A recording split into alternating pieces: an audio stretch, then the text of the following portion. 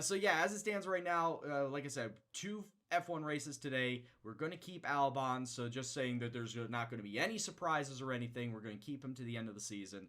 And at the end of the season, then I will do a lot of playing of this off camera, so that I can then, try and play with something that is going to make this season a little bit more silly. And I may give you regular updates on Twitter, Discord for that. But like I said, as at the end of this season, we're done with this on stream. We'll then do some online stuff. As much as I don't like online stuff with F1, we might just do some of that just to, get the kinks out and try to slowly ease our way back into that, along with some iRacing general stuff as well. Because as you know, iRacing, I like the single seaters of iRacing now. I'm starting to get more into the road racing side, so I want to try and pursue those avenues as well. Also, iRacing coming out with a couple of new cars, like an LMP2 and the new Corvette C8. I want to get my hands on those as quick as possible, especially since I think we're going to be running the Corvette C8 for the Petit Le Mans coming up at the start of October. I think that's what the Firelight Motorsport Crew is decided upon. It was either that or the LMP2. I think we are deciding on the Corvette. So I want to get my hands on that. I want to test it out and see how it feels and see what you guys think of it. Sound good? Thank you very much. I will hope to have a good stream here, Joe. As I may mention before, it is basically us, myself, and Alexander Albon vying for the driver's title. The constructor's title is all wrapped up. Let's just get right into it. Let's get right into Austria, because Austria is always a fan favorite track of mine and yours, alongside with Spa and Monza. But Austria is definitely up there too. Mac was limited in practice, but should be fine. Montgomery has been full practice, so we at least have a running back. Yeah, I mean, we have Tariq Cohen. He's a running back too. You can't discount him. Come on, man. Yeah, I did. I went and got my hair cut today. Not just a hair, all of the hair. Yeah, once again, it's like I want to try and get my head shaved. Shaved, cut, whatever, every month or so. Just because I don't feel like growing it out very much anymore. As much as I loved, like, 10 years ago when I had my nice flowing, wavy locks, I just can't do that anymore. So I figured might as well keep it short, sweet, and sanitary and hygienic. Just full shave. Sound good? Sound good. Alright, for Austria, we have ourselves a sunny to partly cloudy qualifying and race, so it is not going to have any sort of problems. Thank the good Lord, there isn't any problems at Austria when we've had problems at Austria the last 2 seasons. So weather is going to be fine. Hopefully the car will be fine between myself and Albon, and hopefully I stand at the top of the podium. So let's get ourselves right into practice, and away we go. What's going on, Duck? Thanks for stopping by the stream tonight. As well as Nikki and everybody else that is lurking in the chat. Hope you guys are having yourselves a wonderful week. One more day until the weekend. In fact, tonight starts the NFL season. We are back with American football. You'll love to see it. I believe it's Texans and Chiefs. That is actually going to be a really good matchup. I wonder, it's the battle of Patrick Mahomes and Deshaun Watson. It's basically the matchup of the 2 quarterbacks that the Bears should have picked, but ultimately didn't. No, I'm not salty about that. What makes you think that? I'm still not salty about the decision that the Bears passed up on Deshaun Watson. But anyway, it was also the opening weekend of the Premier League, too. It's Everton taking on Spurs. I don't know what the rest of the matchups are, but hey, football of all kinds is back once again on your television screens. Let me get my setup in here. Austria, yeah. Nagy wanted who? Watson or Mahomes? Both of them have very similar skill sets, let's not lie.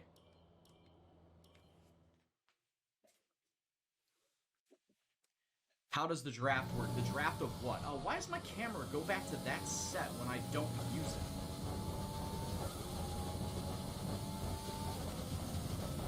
it? Nagy really wanted Mitch at Kansas City? That's weird.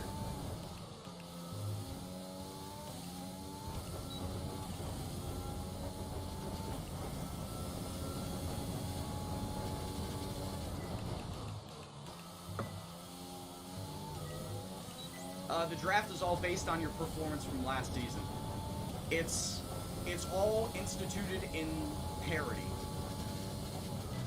And the draft was created way back in the 30s and 40s, essentially as a way to make the NFL more even.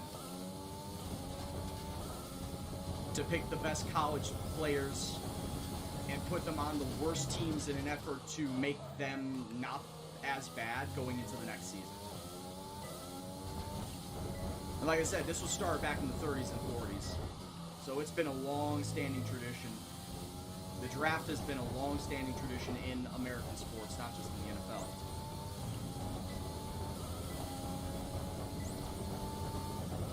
Man, you hear that? It sounds like my, the bottom of my car, it sounds like the bottom of my car is scraping. It just sounds like it's bouncing off of the road.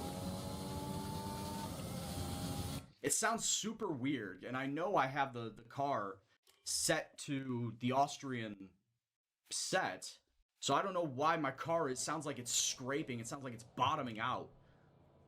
Here, let me take a look at the setup. So as far as the suspension goes, the ride height, yeah, I mean, it is a pretty low ride height, of course, to maximize the aero, maximize the downforce. Or not downforce, just maximize the aero. Yeah, the front ride height is low, the rear ride height not as low, but this is all based off of Sarancia's version 3 PDF that he put out there. Hey, what's going on, Mad Chip?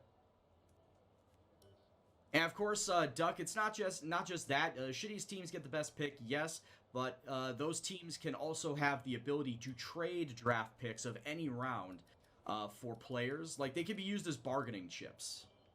Yeah, let me load Austria back in. I'm really, really weirded out that my car is bottoming out when it really shouldn't be, especially on a track like this. And I know this setup, it's not super low, but it's also not high that it's going to kill the aero. So like I said, it's kind of weird that it just seems like it's bottoming out for most of this track.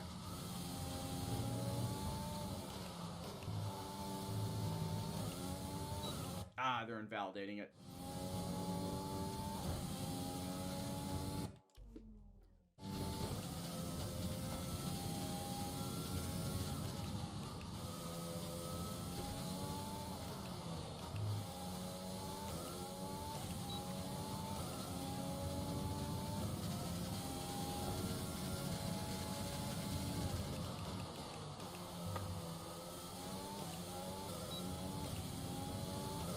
Yeah, Eli Manning is a special case. That normally players don't have that much pull when it comes to wanting to go to a team or not wanting to go to a team.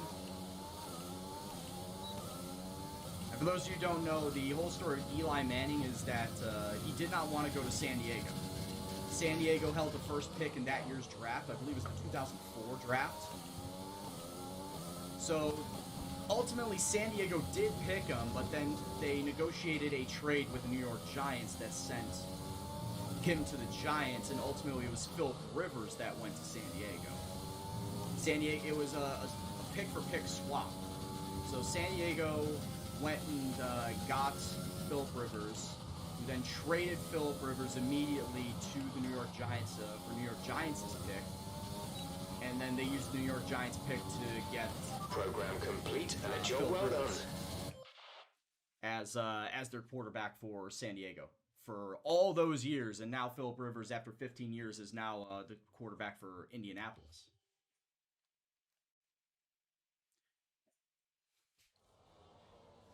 No, they don't normally have a say when they're drafted. They get drafted by that team and they play for that team. If they don't want to be at that team, then they got to wait until their initial rookie contract runs out. And their rookie contract lasts for 3 years. And they don't get paid much per year. It's like less than $1 million per year. Sometimes, in rare instances, they get like $1 million plus, no more than $2 million if they're like a first round pick. But their rookie contracts are very, very limited in order to, one, keep the drafting team's salary under the salary cap, because of course NFL has a salary cap. And also, two, they don't want to give the rookies too much money for fear of hampering the team later on if they request to trade out.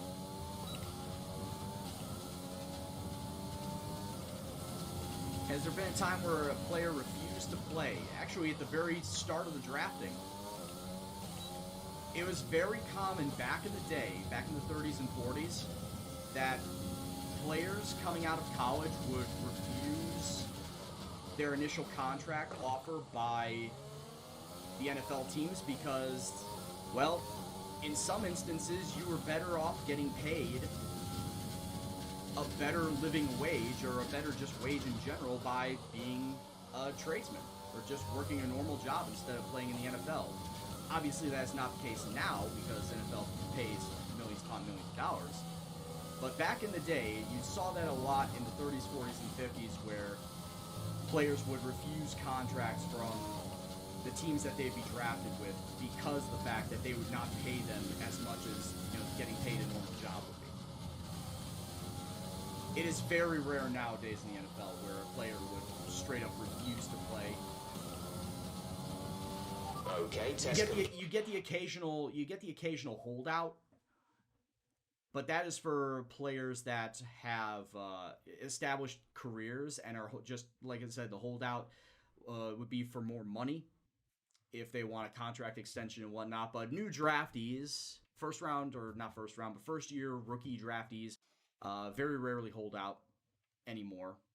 They just immediately go in and play because at that point in time, because of the amount of money that they are getting paid, less than $1 million a year, you really can't afford to hold out. You really can't afford to not play because that rookie contract is all based off of playings and incentives and whatnot, so they have to play. Usually it's the veterans that are the ones that are not wanting to play going into a season because they want to hold out for a better contract. What's going on, Carnes?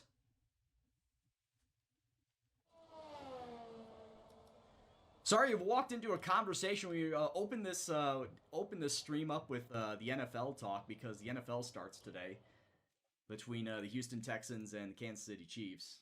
So we just went immediately into talking about drafting.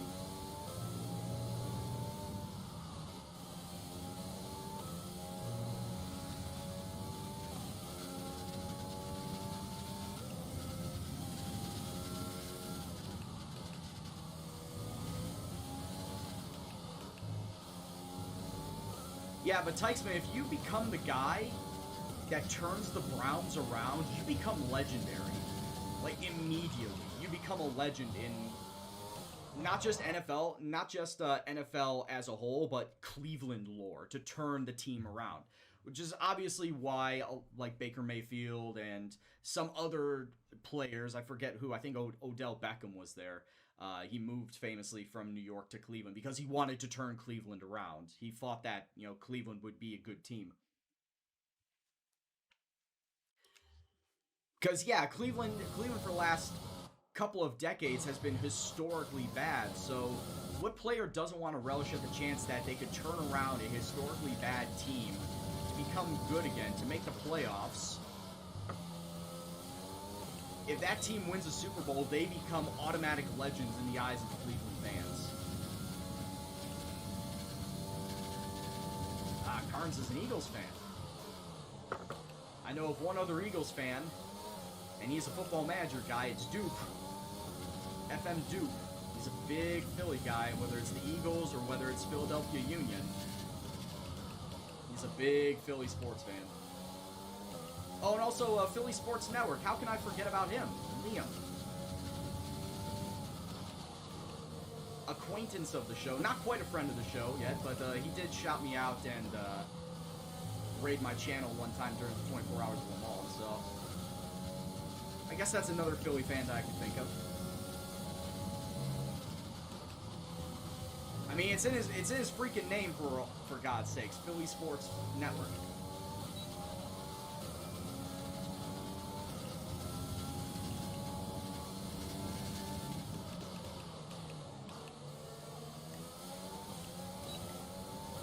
And I mean, speaking of Philadelphia, we have one of their former players on the Bears in Nick Foles.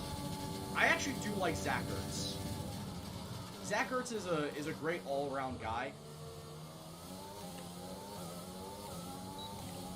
Him and Chris Long. Chris Long is now retired, but played his last few years for Philly.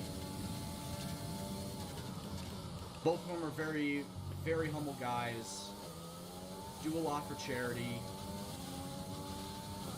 And Zach's wife, Julie, actually plays for the Chicago Red Stars here in the Women's Professional Soccer League.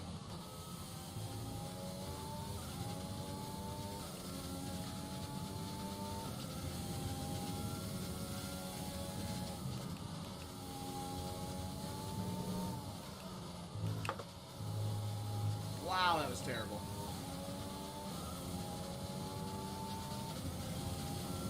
That's actually really terrible. I cannot take that line. Thank you very much for the follow, Mr. Ray's Save, or Raz Ray's Save. Thank you very much for the follow. Hope you're doing well. Pardon my butchering of your name.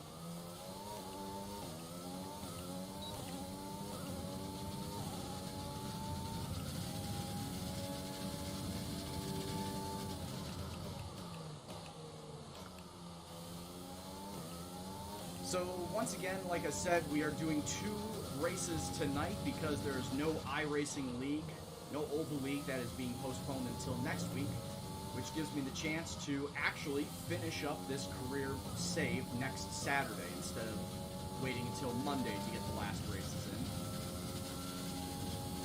in. As I may mention before, after I'm done with this save, I'm not going to jump right into the Williams driver career mode yet.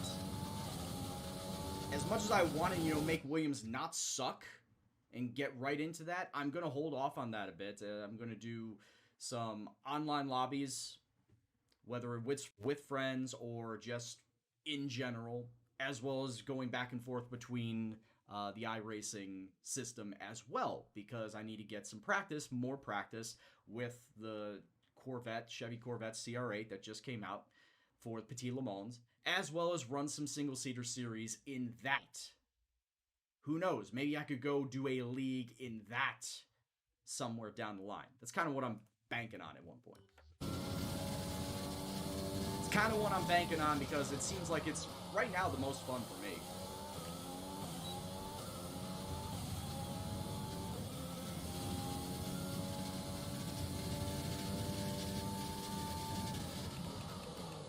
Hey, Alshon Jeffrey got his Super Bowl, man.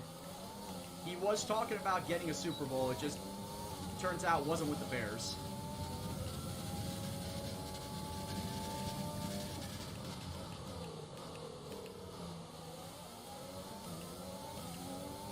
Oh, did we ever find out what Jack and Jones was as a sponsor for Haas? Because I know I made mention on Tuesday that it sounded like a drink. It sounded like an alcoholic mixed drink. What is Jack and Jones?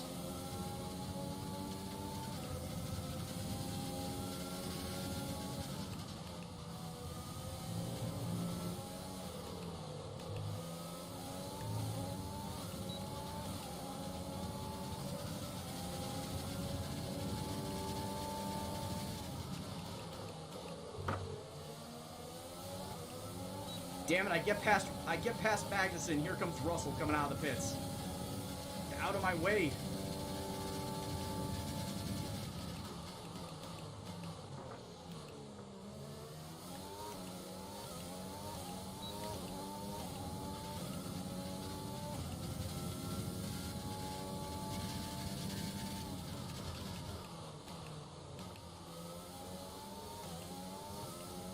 Oh, they're a clothing brand. Okay.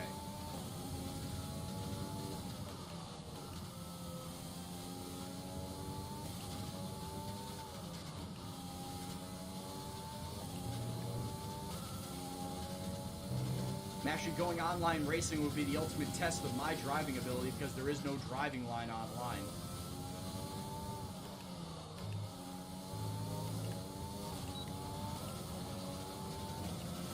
Program complete.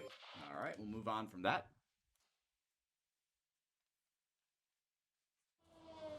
So what do we think of the news that just broke last night and this morning? Sergio Perez is going to be released from his contract at Racing Point at the end of the year, and Sebastian Vettel is going to replace him for the newly christened Aston Martin team going into next year. I think it's a good move because I think that Sebastian Vettel is, I think, definitely more accomplished. He's won 4 world titles. I think he's also could be a better mentor to Lance Stroll going forward. But where does that put Sergio Perez? Because there's obviously going to be teams that are needing drivers at the end of the season. I think Williams is going to be one. I think Alfa Romeo is going to be one as well. Where do you think that Sergio Perez will land? Odds are probably he's going to Alfa Romeo. And then they'll bring up an F2 driver. Or I don't know if they're going to keep Giovinazzi as well. If they do, then Kimi's gone. And then Sergio Perez will replace him. But yeah, what do you guys think? What do you guys think about the whole situation that's been happening at Racing Point / Aston Martin now? We all knew that Vettel had the contract to Aston Martin. So it's not like this was a complete surprise.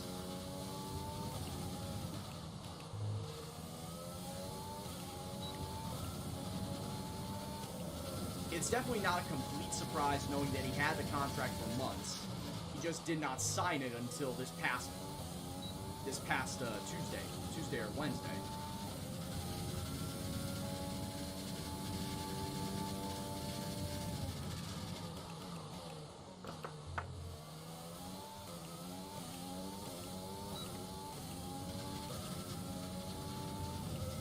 You think he'll go to Williams?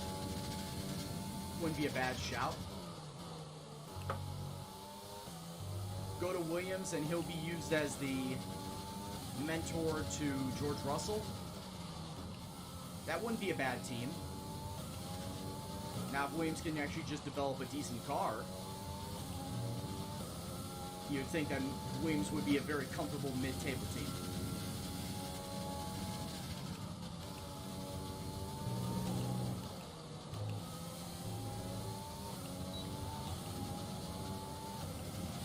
Okay, Tesco. So yeah, if Williams do pick up Sergio, that would automatically boost their driver rep, and with the new owners, that they could then potentially use that money to then build a potentially better car. We could see Williams get out of the bottom of the barrel type of performances, and maybe they could start pushing up towards mid-tier, maybe a little lower mid-tier, but still mid-tier performances. Latifi sign up for next year. That doesn't mean a damn thing. It's not a guaranteed contract. There could be clauses and whatnot in that contract that could then shove Latifi out in case that there was any sort of driver that Williams could pick up that would negate the use of Latifi's services. Who knows? Honestly, who knows?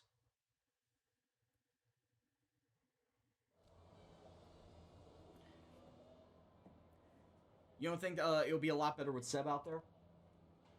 Seb won't help Stroll because he doesn't help his own teammate? Maybe it's because he's just at odds with Ferrari and everything around Ferrari, whether it's his engineers, whether it's Charles Leclerc. Maybe he has disdain for Charles, which is why he doesn't want to help him out. It could be a lot of factors, Matt. It honestly could be a lot of factors. Though I do agree it's not a good look at this point in time. Maybe the change of scenery will give Seb a better mindset. Not saying that it's going to be a definite, but and maybe. And with all the cars now maybe. over the line, let's see our top 3 again. O'Brien, Albon, and Lewis Hamilton. Yeah, we don't need to do any more practice. We're fine with it.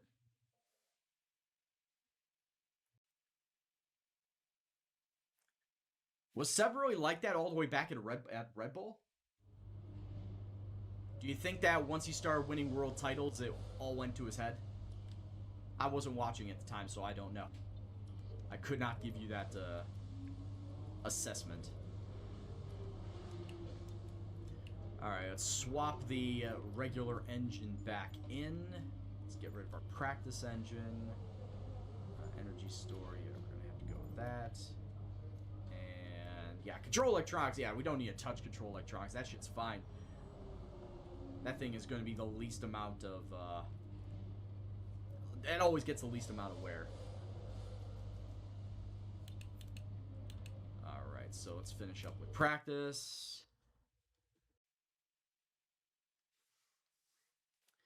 And as a reminder, the last two 100% distance races that will be taking place this season will be at Russia and Brazil. So I'm pretty sure you guys are going to be so super stoked for a 100% Russia race. Oh, I know you guys are just chomping at the bit. You're frothing at the mouth to watch a 100% distance Russia race. Oh, that is going to make for some great highlights. And if you can't tell the sarcasm in my voice, I don't know what to say. It's going to be Resident Sleeper. I know it.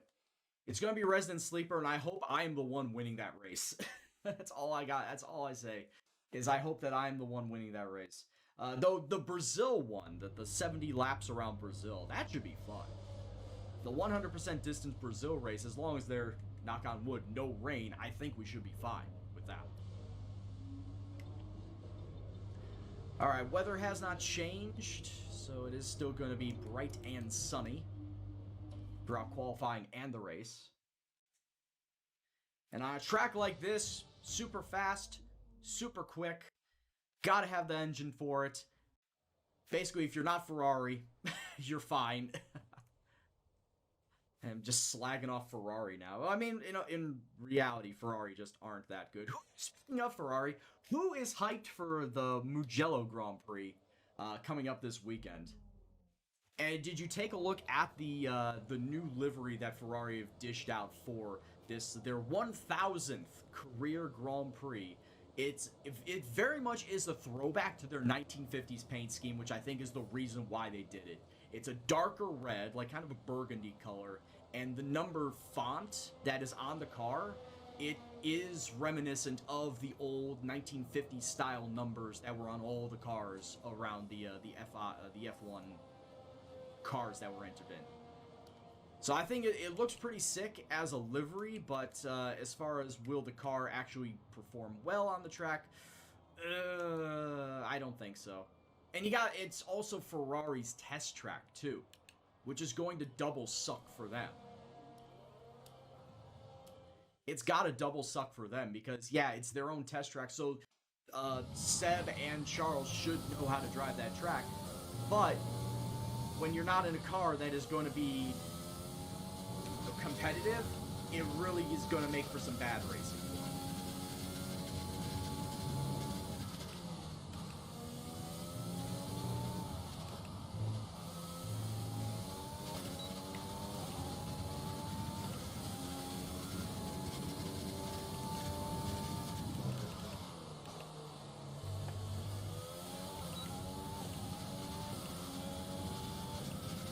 Having troubles, I'm going too fast. 1 minute 2.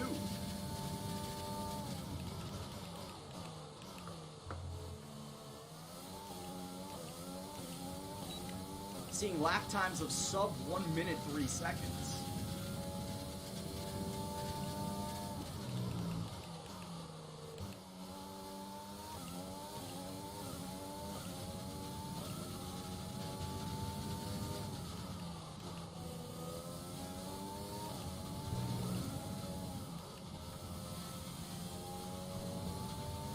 I mean, I was about to check to see if I actually put the difficulty in right. I did make it so that it was 94. 1 minute 2.7. Very, very good lap. That is fastest lap. I did not think that we would be getting around the track this fast. 1 minute 2.7. Let me check and see what is the fastest lap for the Austrian Grand Prix. Fastest lap time. The race lap record is 1 minute 5.6. What's the qualifying lap time? Do they only take fastest lap? I think they only take fastest laps in the race. Because 102 is very, very fast. 105.6 by Carlos Sainz in a McLaren is the fastest lap around the track. Okay, I was confused for a bit. So I'm like, 102, that's got to be fastest lap ever. Well, who knows? It could be fastest lap ever if they were actually, testing qualifying lap times. And as it stands right now, we have the fastest lap in Q1. There's no need for me to go out for a second lap.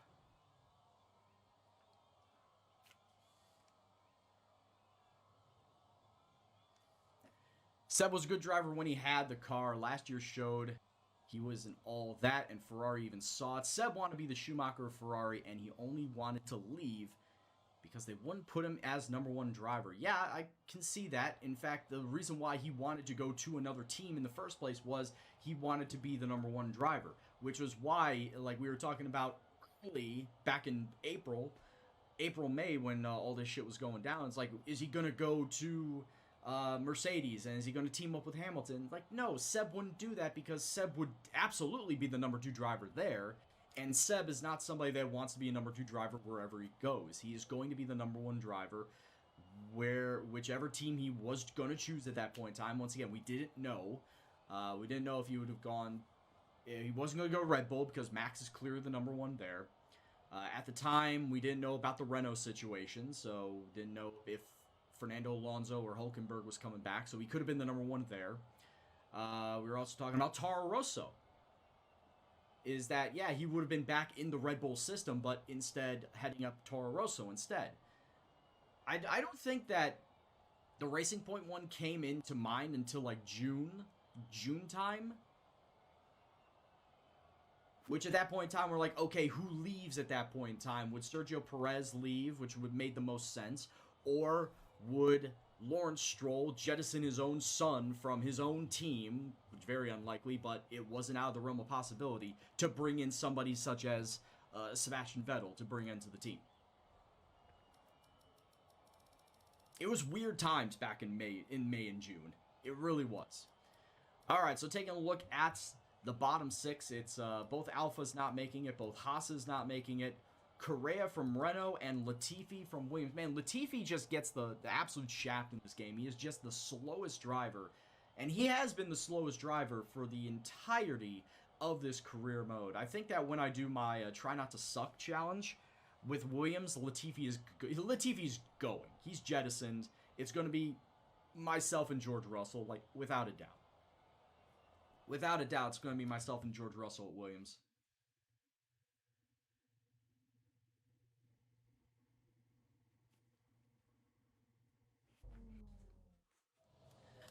Alright, so once again, I think I should be able to go around this track with a one-time setup. With a one-time lap. And not have to go out again because of how fast this car is supposedly doing.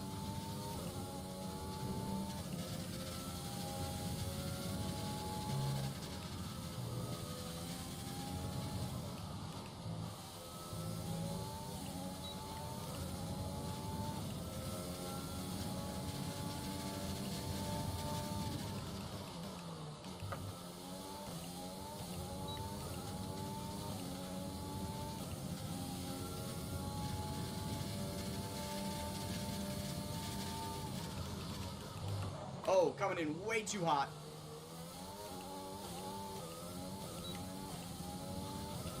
Coming in way too hot into that turn.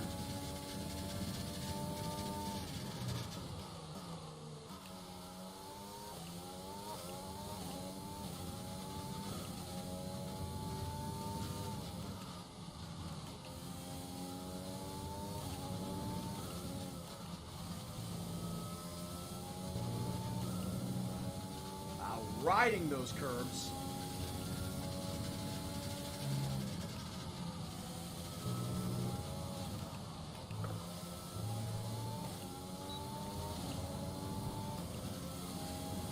.102.3, once again, fastest lap of the session. Still not pole yet. Still not Q3, but fastest lap of the session. Albon, 0.6 seconds back. Man, he is not doing all that great, which is surprising. When you say, when I say he's not doing all that great, he's still third. He's 0.6 seconds back of me. He's still third place. And yeah, that's pretty much it. I don't need to do another lap time. I'm solid. All right, let's see who did not make it out of Q2, and the bottom 6 are Ricardo, Stroll, Ocon, Kvyat, Russell, so close to making it to a Q3. Williams almost making it to a Q3, but Matsushita did not make it to Q3 this time around, so both Red Bulls are out. Your top 10 are going to be the 2 Gendo boys, the 2 Ferraris, the 2 Mercedes, the 2 McLarens, AlphaTauri of Pierre Gasly, and Sergio Perez at the Racing Point. Those are your top 10 vying for a pole position. Thanks very much for the redemptions there, Tykesman. You don't understand why Racing Point... You don't understand Racing Point why they would pick up Seb. You can't see them making their own car and being a top runner. Excuse me, I'm trying to process your sentence and it's not really written out well. Seb will just get pissed because the car is not going to be the best because it's not a top runner. Racing Point need to make their own car because they're piggybacking off of Mercedes right now, yes. And because it's not going to run as well as a Ferrari. It probably is running better than Ferrari is right now. You think Seb's not going to be happy with it because he should be running near the top, which is a given. Sorry, we got there in the end. I'm sorry I had like a mini stroke there. It just, your sentence, your entire phrase there, it just did not really meld together.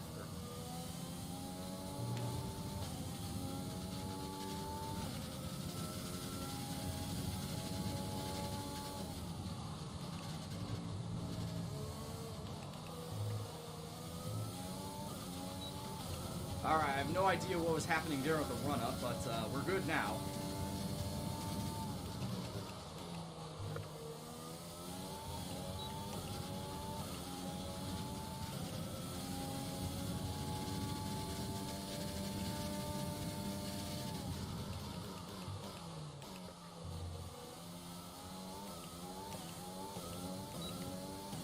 Seb thinks he deserves better, and beyond as the 4-time world champion, I would agree with him. But at this point in time, the only seat that he can get is with Racing Point / Aston Martin. Which at that point in time, Aston Martin need to build themselves a much better car. Because of course they can't use parts taken from Mercedes now.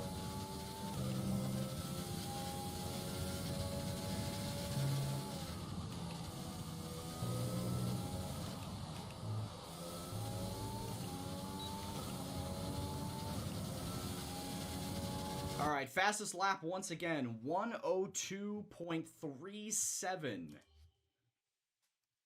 Provisional poll right now. Do I go out for another lap? Do I go out for another lap, potentially a faster lap?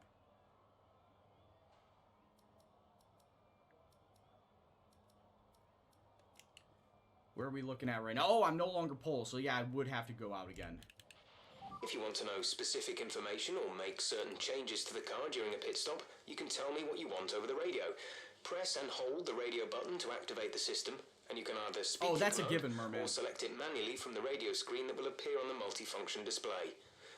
Okay, if Jeff can shut the fuck up for a minute. He always does this when I want to try and talk with you. Yeah, Lawrence Stroll's going to put a lot of money into Aston Martin because he's either a majority or a minority stakeholder in Aston Martin right now. And, you know, being a billionaire, you could do stuff like that. So I completely understand him wanting to take the team, firstly, number one. Number two, changing it then to Aston Martin. Number three, pumping money into the team to make it better. So I could see that the Racing Point / Aston Martin car will be better for 2021. And then when the salary cap comes down to 2022, then they got to play under those regulations. But at least they will have all of 2021 to spend their money on building and testing parts that they can then use for 2022. So it's worth the gamble, but when you have a billionaire such as Lawrence Stroll with the ability to put as much money into your own pet project team, they should get better.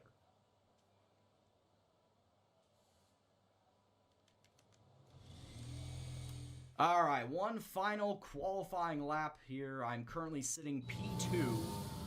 Let's see if I can weasel my way onto the pole here.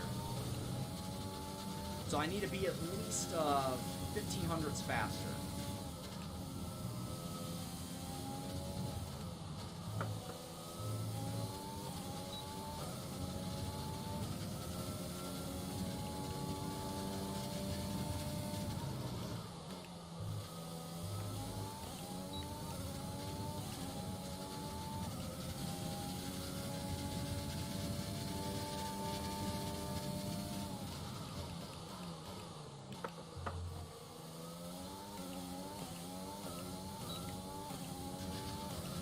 I'm sure Bottas is going to put up a faster time too, so I'm thinking I need to be at least 0.2 faster.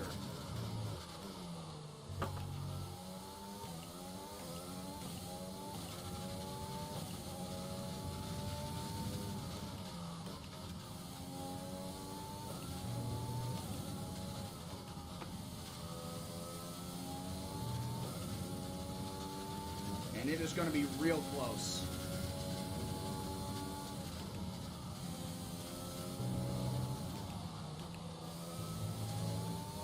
Oh, if I did not take that last turn poorly.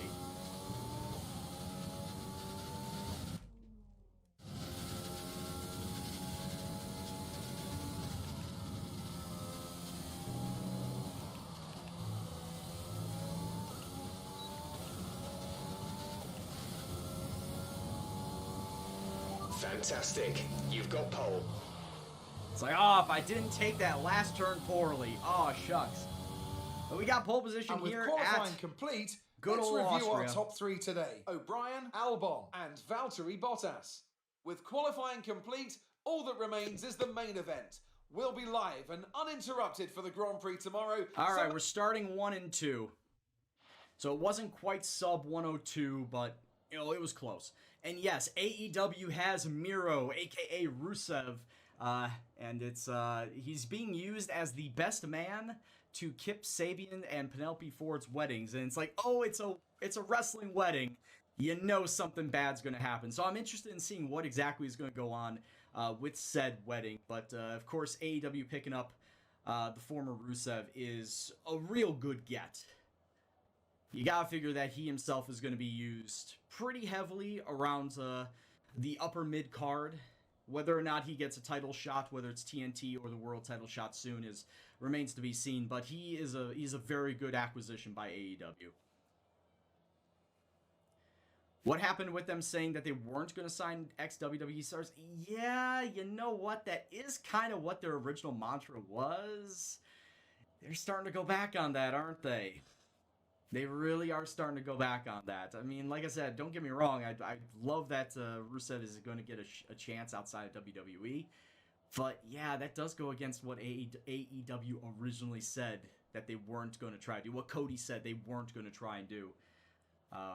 Speaking of WWE stars that potentially could leave WWE, there's a rumor that there's a landing zone in Impact Wrestling for a couple of stars that could see their way out. I would say that that's fine. Like, go to Impact. Like, don't bog down AEW. But yeah, it could see some, if any more potential WWE releases could go to Impact instead of AEW in the near future. Just have to remain to be seen.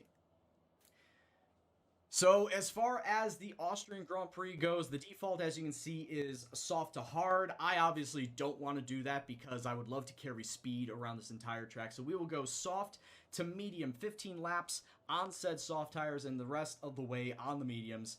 It says that it's only going to take 39 minutes to get around this track. I am on pole position. Albon is in second. Where do you think we're going to finish? Will it be another Gendo 1-2? And if so, who is going to win?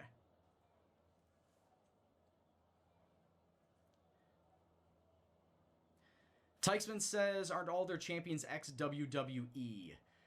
Yes, John Moxley. Well, their tag champs are not. Oh, actually, yeah, their tag champs are. The tag champs are FTR, a.k.a. the former Revival. So Dash and, what is it? Dash and, no, not Dash. It's Cash and Dax are their current tag champs. Their TNT champ is Brody Lee, the former Luke Harper. And, of course, John Moxley is their current champion. The former Dean Ambrose. Shida is the only one that has not been in WWE as a women's champion. In fact, as of right now, the only championship that has never been held by former WWE hands has been the women's champion. Because, of course, Riho held it first, then Nyla Rose, and now Hikaru Shida. So the women's champion is the only one that has not been put into the hands of a former WWE star.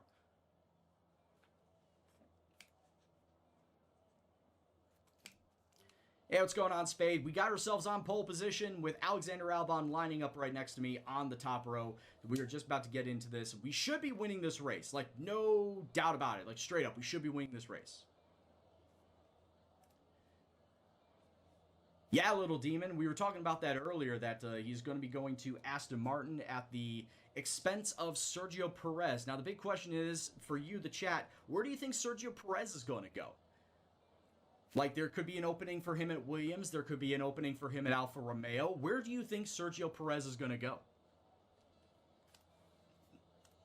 What's going on, Turtle? I love this track, too. It's in my top 5. All right, let's get this race going.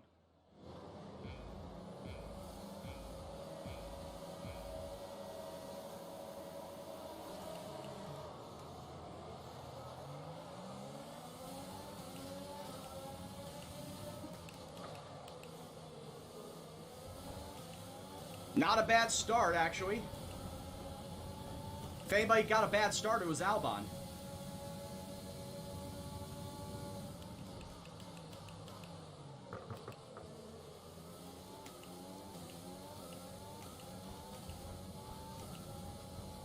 Perez will never go to Mercedes. It's going to stay Hamilton and Bottas for at least one more year.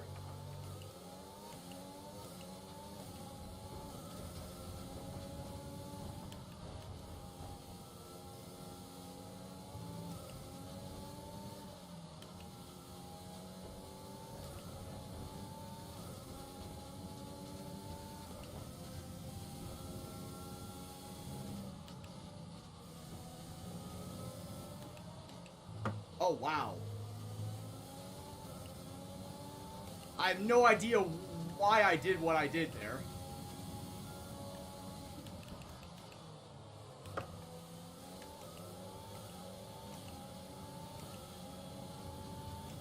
I have no idea why I cut turn 10 the way I did.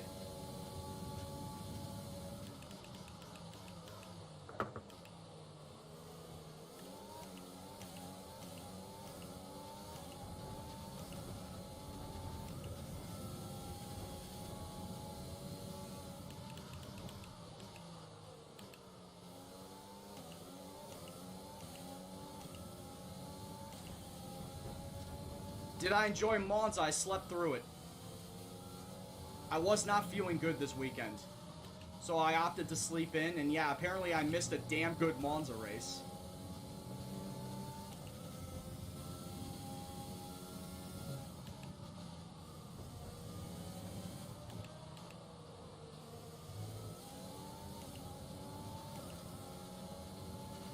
DRS is being enabled this lap. We can use DRS when you are within 1 second of the car ahead and in the DRS zone.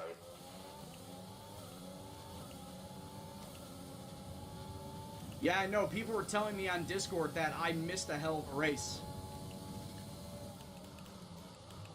What was it? It was Gasly,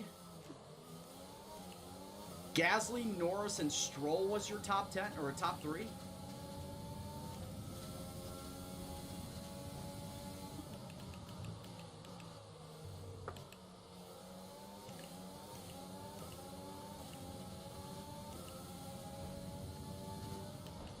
Or is it Signs?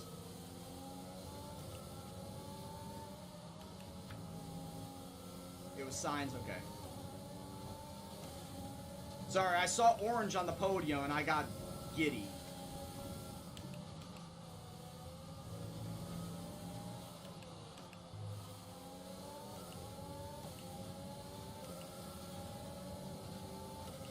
Wow, this fucking DRS train.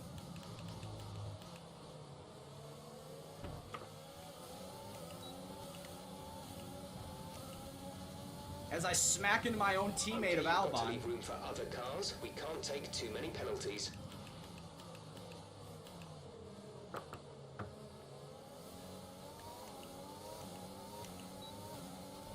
Oh wow, I actually did get front wing damage on that.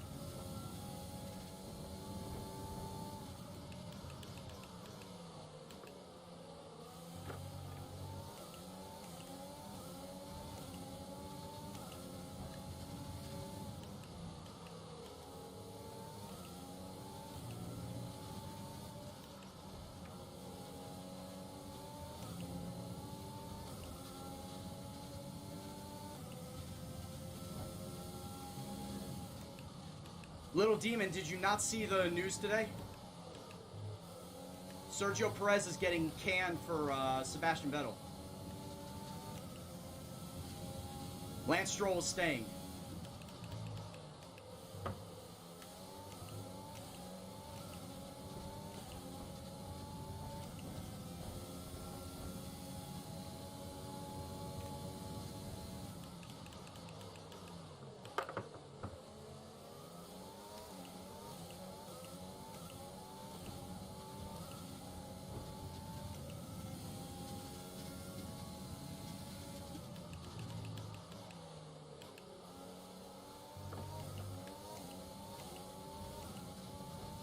Lance Stroll isn't confirmed. Well, if that's the case, if we're going by technicalities, Lewis Hamilton is not confirmed for Mercedes then.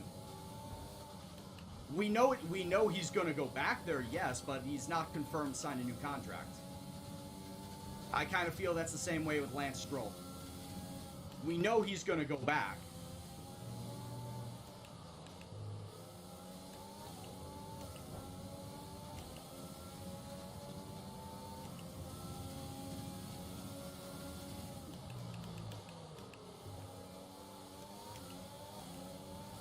God, I really hate that I fucking busted my front wing smacking into Albon. I hate myself.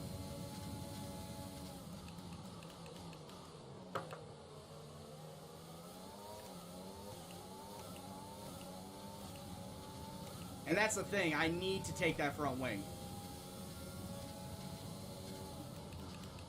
Because I can feel it, man. I can feel the fucking turning. It's not working all that great.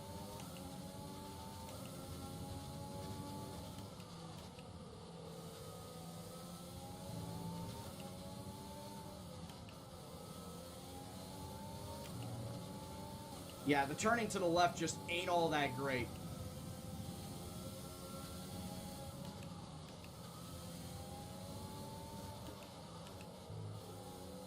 As much as I'd like to still see Kimi in an F1 seat, he's gone after this year.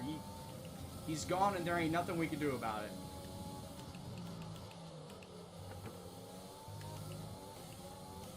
I'm expecting him to retire after this year.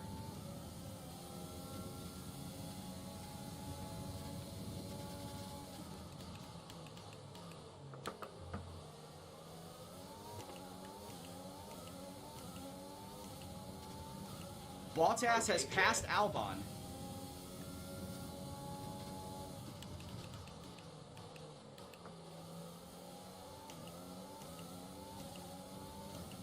Full course caution. Oh, The safety car is wow. out. Keep an eye on the delta. We need to keep it positive to avoid a penalty. Slow down. Maintain positive delta. We are only on lap 7. I am coming into pit, easily.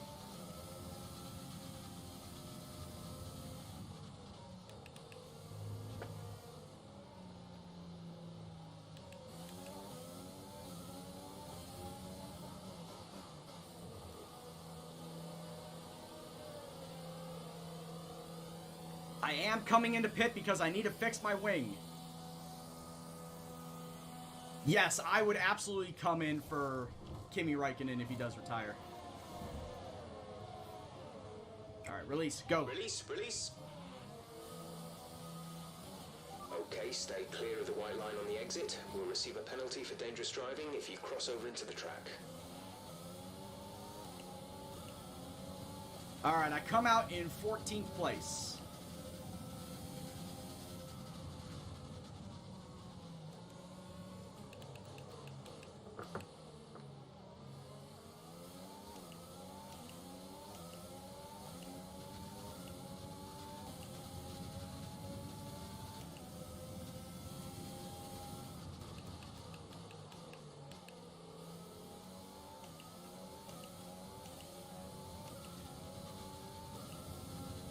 How very fortuitous of me to get this safety car.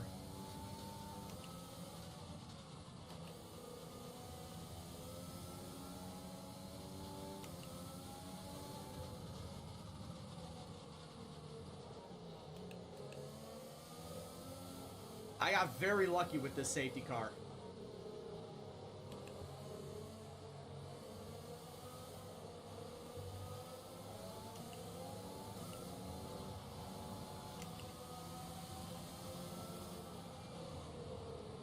So yeah, my wing is now fine. I pit for used soft tires.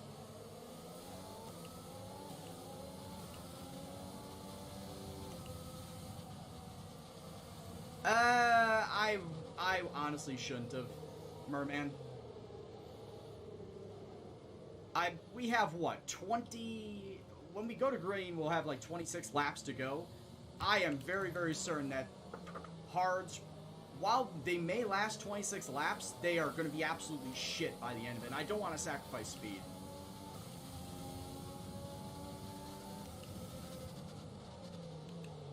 I almost feel like I'm going to just do my same pit strategy, like come in at the, what was it, lap 15? Safety car is in this lap. Safety car in this lap. Actually, I might stay out a little bit longer. I might go like lap 18, lap 19. No overtaking until the timing line. Stay in position until the green flags. Like I'll go 10 more laps on these softs, then come in, pit for the mediums.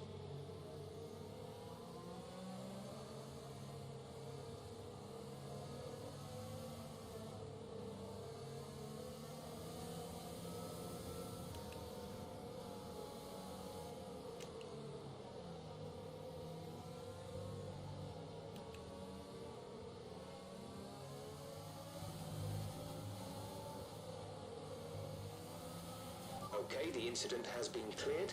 Let's get back up to racing speed.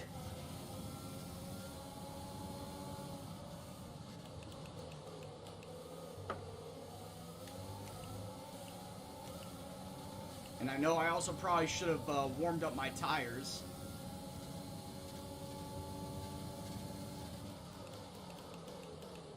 Coming up the inside. Oh, that did not work.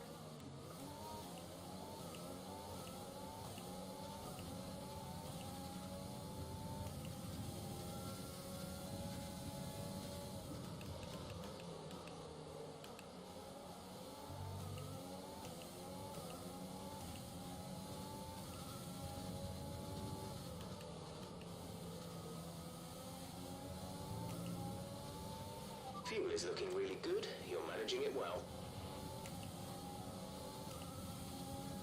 Yeah, we didn't bomb them just yet. We're gonna get them though.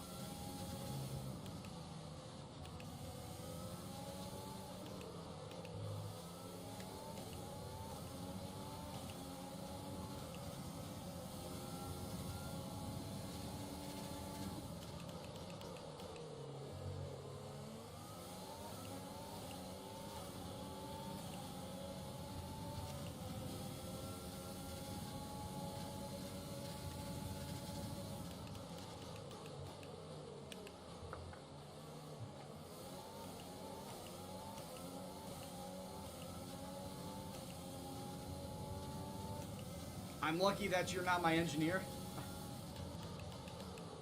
Yeah, it's like it would have saved a pit stop, but I would be slow.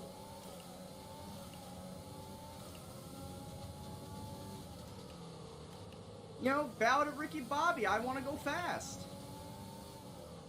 Oh, Kimmy.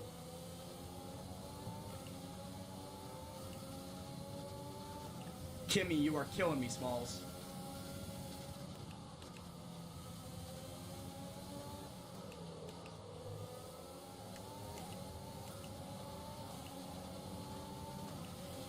Okay, the stewards have now enabled DRS.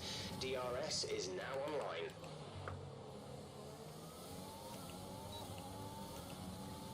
Alright, we've cleared Kimmy.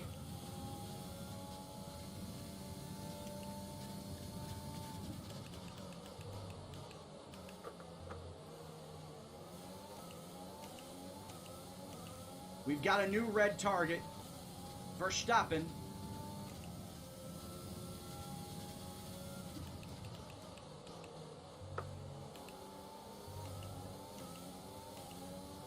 Cannot confirm if it is Verstappening just yet.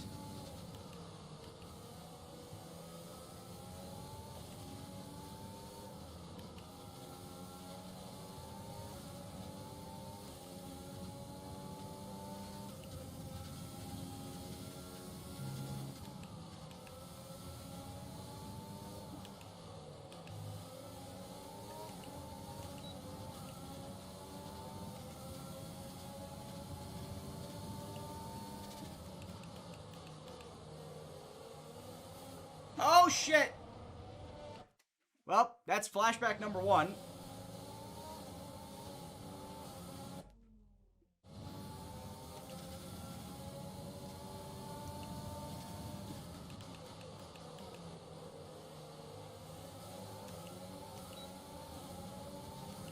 It's a good thing I've got 3 flashbacks at my disposal.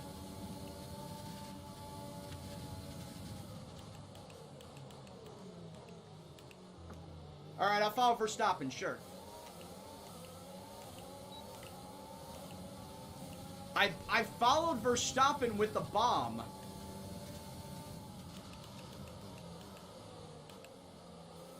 It's like Verstappen was a fullback and I was the running back. I just followed him through the hole.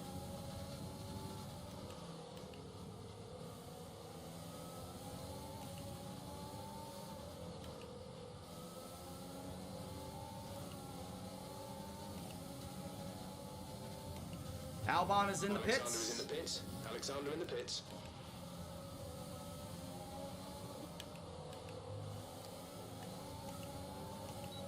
More cars dropping out.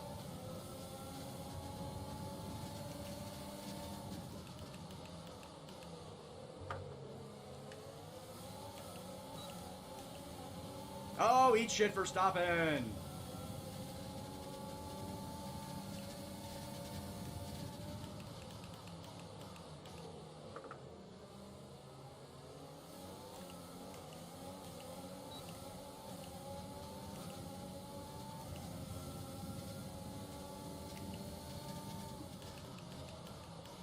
Check your MFD for a new strategy option. Got that confirmed? He wants me to stay out until lap 22. I don't know.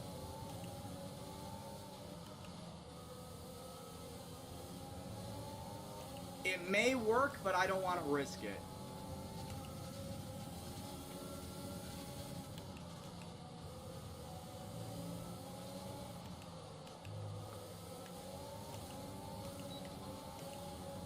Another yellow flag? Okay.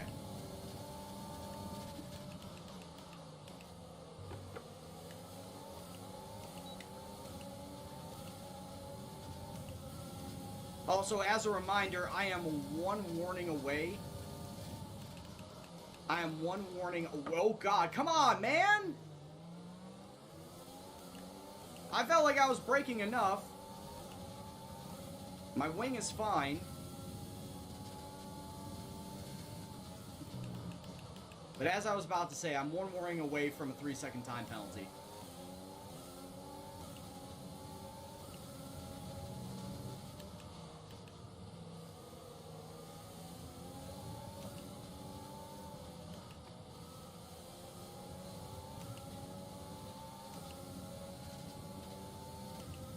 My tires are fine. Don't worry about it.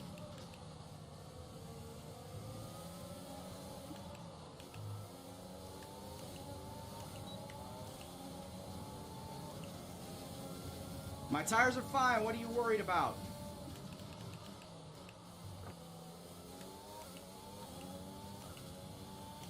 I also have Antonio Giovinazzi sitting in front of me.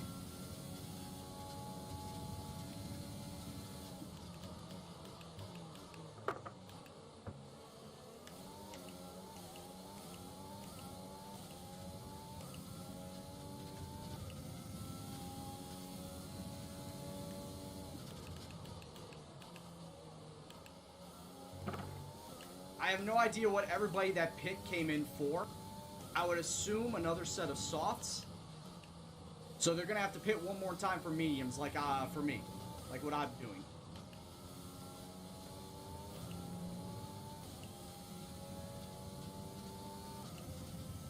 Once again, I have no idea why words are so hard for me today.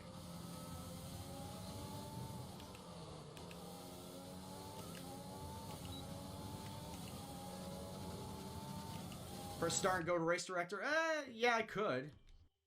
And check and see what they're doing. Yeah, so yeah, double soft, max, double soft, double soft, double soft, double soft, double soft, Bottas soft medium. Medium's not going to last the rest of the race. if he came into pit during the safety car, the medium is not going to last the rest of the race. So he's going to have to come in and get soft tires. Albon is going the soft hard route. Albon is legit going the soft hard route. He wants to stay out the rest of the way. But Bottas is going to come in for soft. So is Hamilton. So is Kvyat, Matsushita. Russell's going to stay out the rest of the race. Latifi has already come in for 3 sets of tires. Wow. Okay. But yeah, it looks like that a good half of this race will in fact be pitting later on to switch back to softs and finish out the race on a faster compound.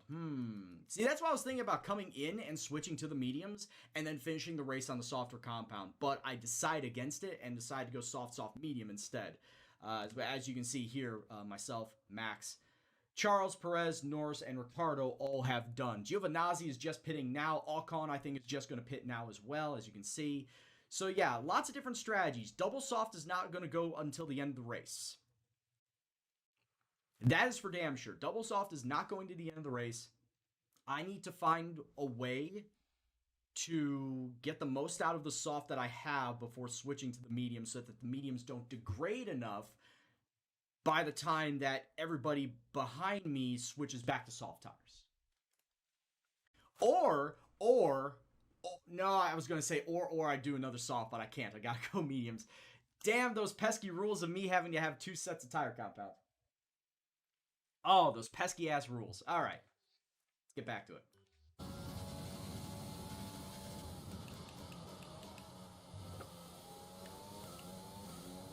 AKA the quickest way to DQ yourself from a race. Actually, I just realized my sound... I think my sound is actually a little bit too soft. Here, let me turn that up a bit.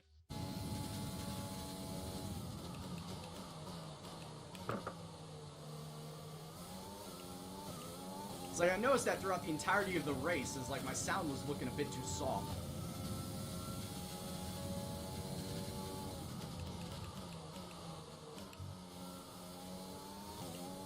Thank you, Spade.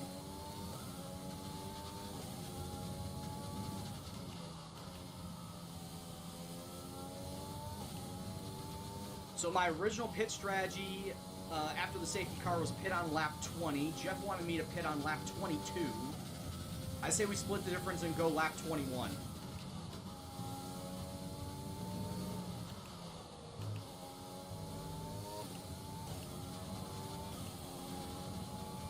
We're approaching the pit window. You'll be on the mediums.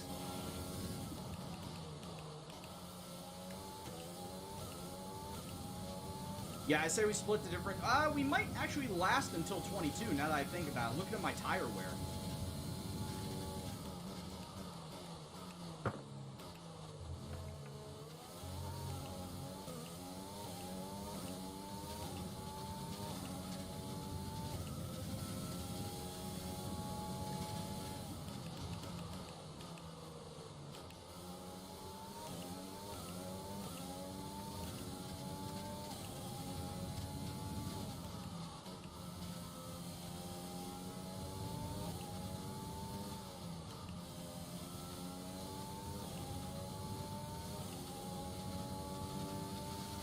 Doesn't really take into account how fast the other cars behind me on the lighter compounds would quickly catch up to me.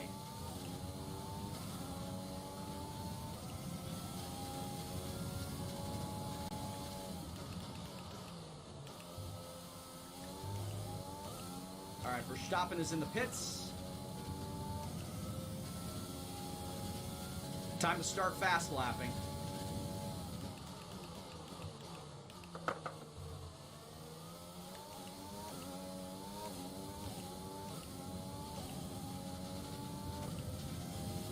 I need to start putting in some hot laps.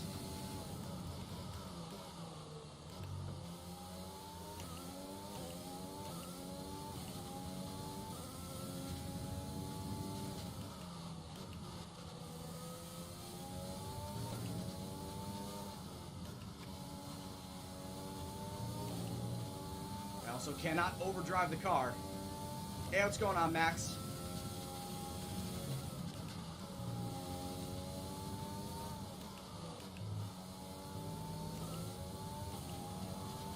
So we are halfway through this Austrian race. I was able to get... Give us the best in-lap you can. I was able to put it on pole. Albon finished in... or started in second, I should say.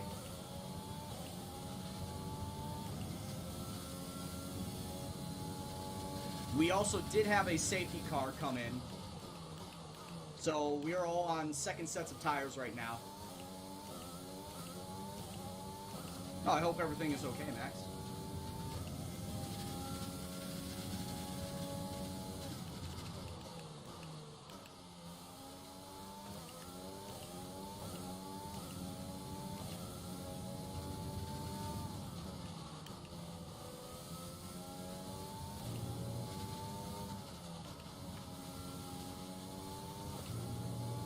Hey, what's going on, Hobbs? I really do need to get a lurk command. But much appreciated stopping on by.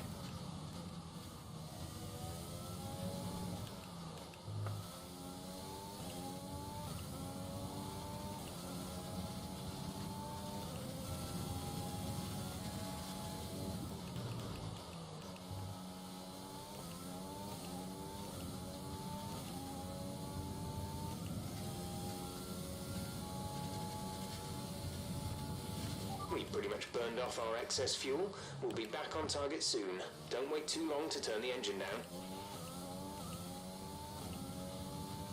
Well, I'm glad to hear that you are getting help that you may have needed. And I hope that your recovery does go well.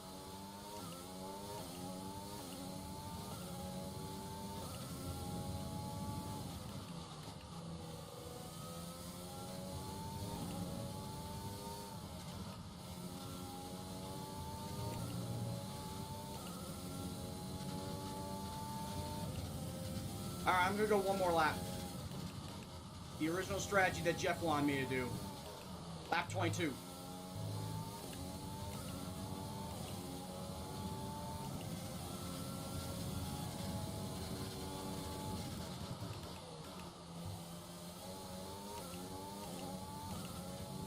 Confirmed. We'll receive you at the end of this lap. Albon is in the pits? Alexander What? is coming in for his stop.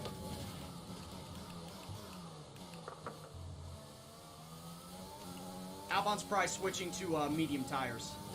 That's the only thing I can think of, is he switching to mediums.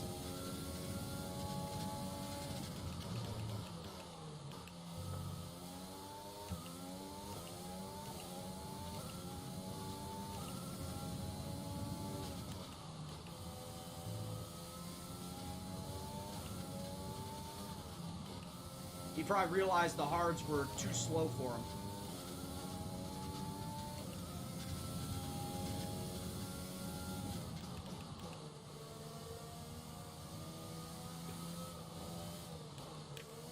Yeah, those damn race engineers, man. What the hell?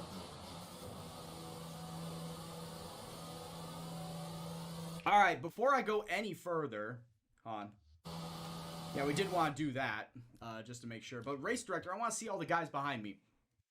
So yeah, as I may mention, Bottas, Hamilton, basically everybody that has only done 2 stops for tires will need to pit once again. Bottas, Hamilton, Matsushita, Kvyat, Correa, Giovinazzi, Stroll, Ocon. Those are the only drivers that have so far done a 2 stint with soft medium. Every single one of them has to pit one more time because the mediums will not go the rest of the way. Verstappen, though, he's the one I got to watch out for. He's on the same strategy as me, but he pit like 2 laps earlier. So I'm gonna have 2 lap fresher tires compared to Max. Just looking, Perez, Norris, and Charles are down on the same strategy too. Don't know how much further they're going to push up compared to like where I'm going to come out and how everybody else in front of them is going to be when they get to their softer tires. So it's going to be interesting. The end of this race is going to be interesting, but I'm surprised that Albon came into pit on those hard tires. He's either going to go mediums or he's going to go soft. He's going to probably risk it on soft.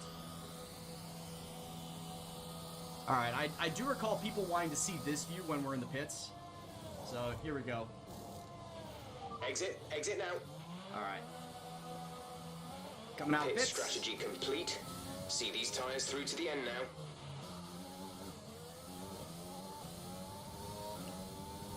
All right, I came out in 3rd place. 3 seconds ahead of Matsushita, but 5 back of Hamilton. Oh, hey, the Mercedes boys are in front again, but guess what? Those Mercedes boys have to pit.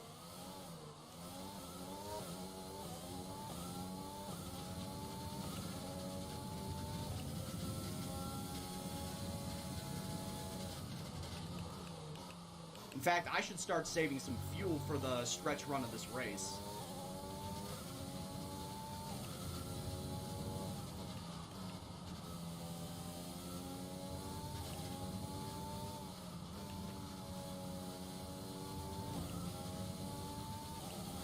You're doing Competizione? Making laps at Monza. Trying to decide which car is better. Sounds fun.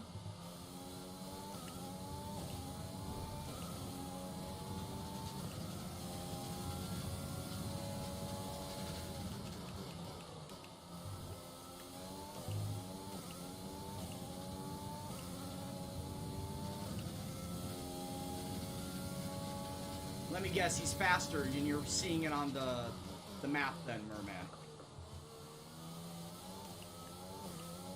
That would make a lot of sense. Oh, forgot to change the camera.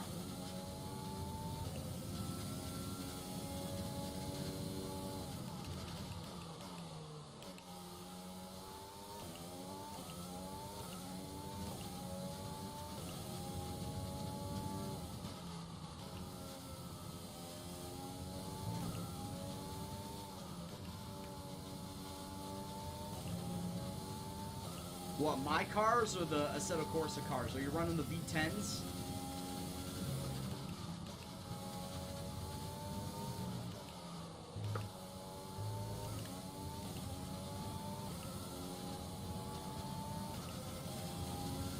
There we go, fastest lap, 105.1. I believe that would be real life fastest lap too.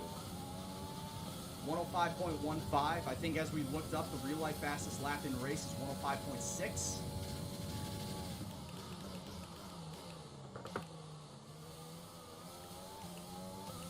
So I'm currently a half a second faster than the fastest lap in real life.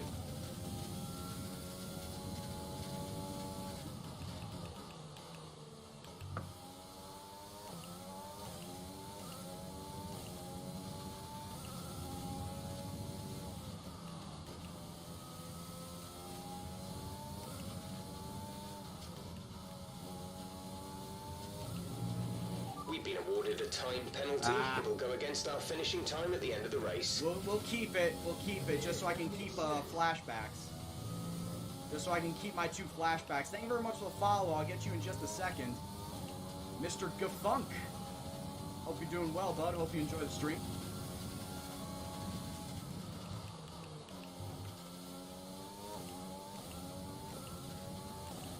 Well, I don't foresee that 3-second time penalty hindering me, knock on wood.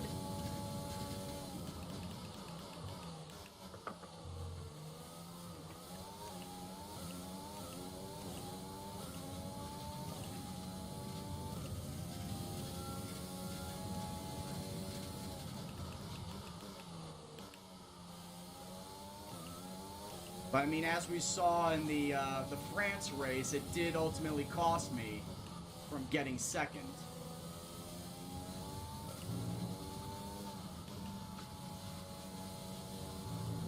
My God.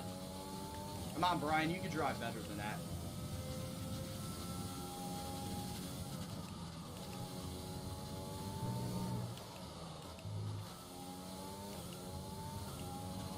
As I said, both Mercedes boys in front Some of me. information on Latifi. It looks like the problem is terminal. They're retiring the car. I think it's for the best, Latifi. You're slow as fuck. But as I may mention before, both of the Mercedes boys in front of me have to pit. Caution, caution.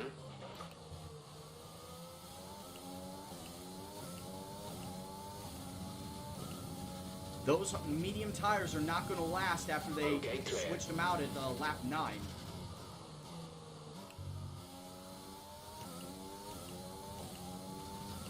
And if they do, then the AI is pretty much cheating.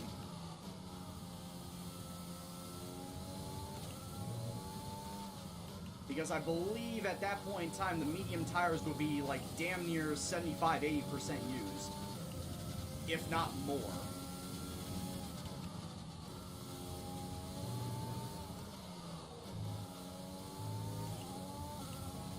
So Mercedes has a real quandary on their hands. They've got to come in and pit.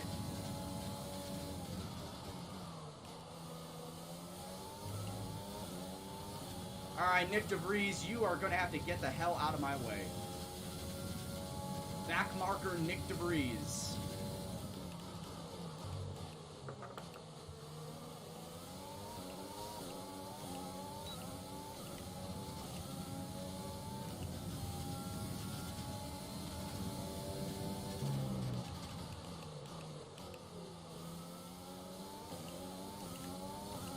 Nick DeVries almost runs into me as I'm making my turn. Like, bud, you've been lapped. Calm your ass down.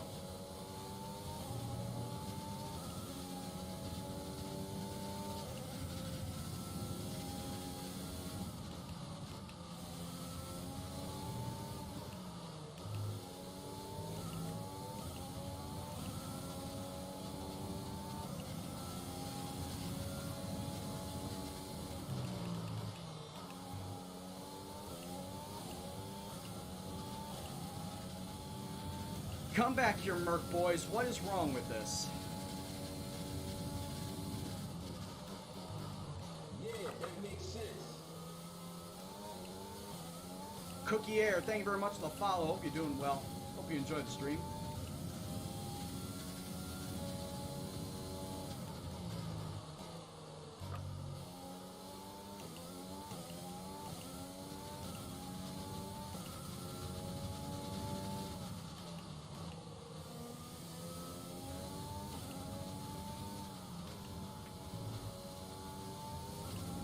There is absolutely no reason to have not come into pit. But with 7 laps to go, I fear like they're not going to come in and pit at all for the rest of the race. They're going to stay out on super warm mediums, and they're going to finish this race on them.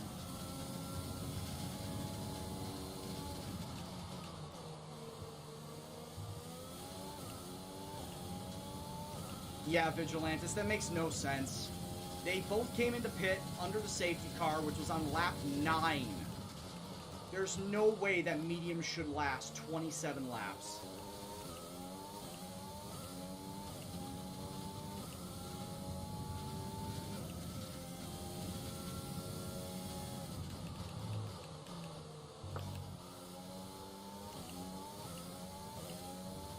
Yeah, Javi, we were talking about it earlier. At the cost of Sergio Perez, the bigger question is, where's Sergio Perez going to go?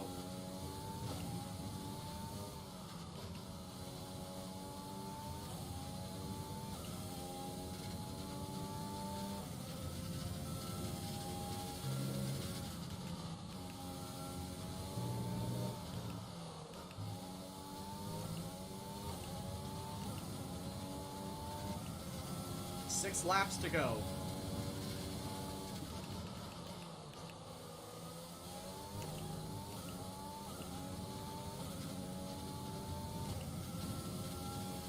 Yes, they have officially switched over to British Racing Green. Historical British colors. Aston Martin, Jaguar, Lotus, of course. They've all had British Racing Green in the past. And yeah, Aston Martin have confirmed they will go back to British Racing Green.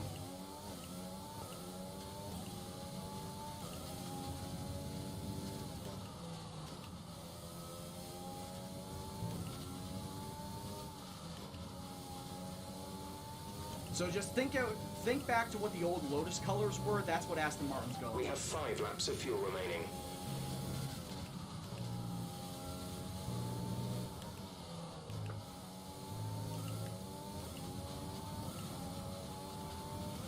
We advise moving to mix 2, fuel to mix 2.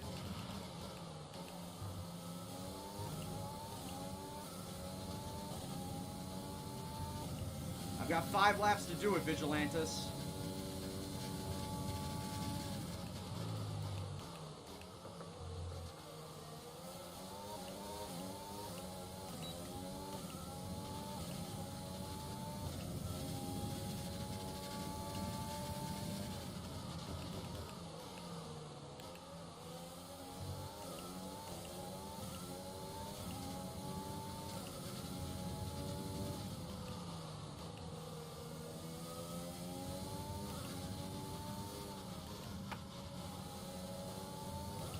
Oh yeah, because the AI's tires are worn as hell.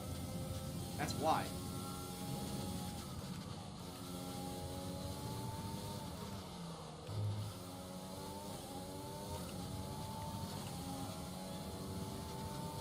Was I really not in distance?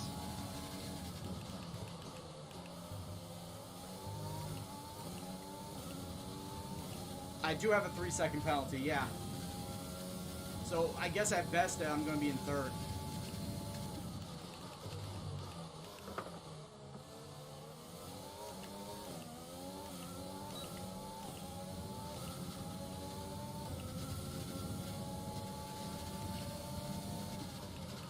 Which is why I was not expecting the Mercedes to stay out. If the Mercedes both pit, I win this race easily.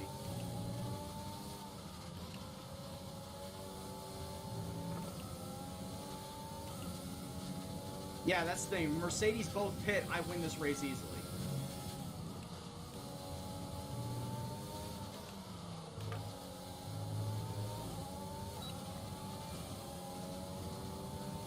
Three laps to go.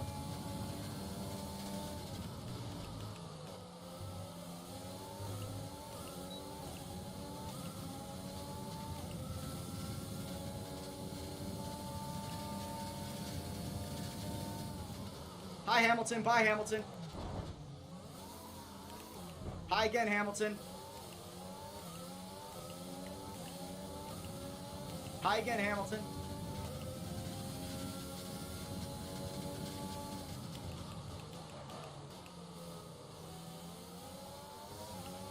We have 2 laps of fuel remaining.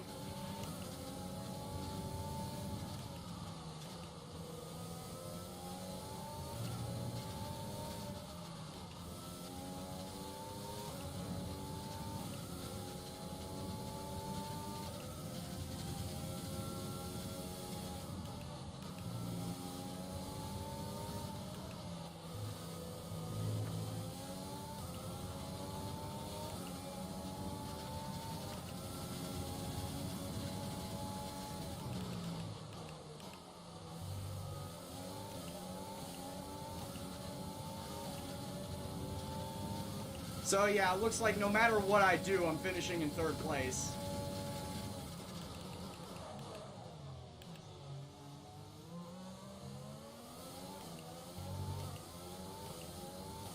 As I completely missed my braking zone there.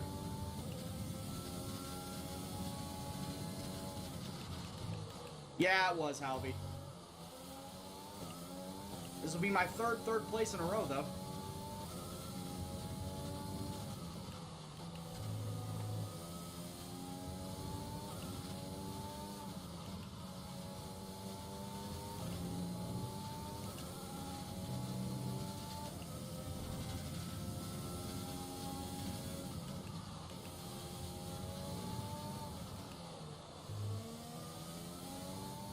And crossing the line in third place. Oh wait, one more lap. What am I talking about?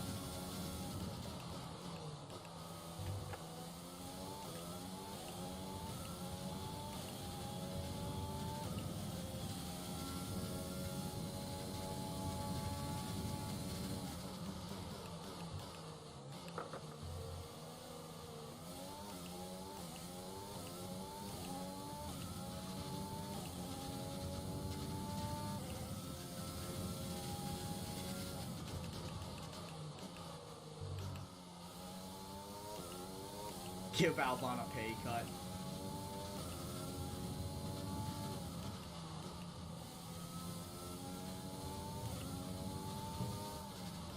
I give him a pay cut for one bad race.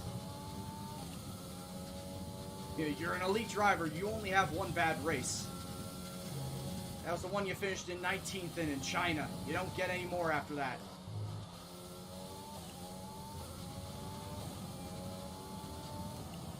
And now we cross the line. Thank you in for third all your place. hard work out there. That was a strong drive and a good finish. Well done.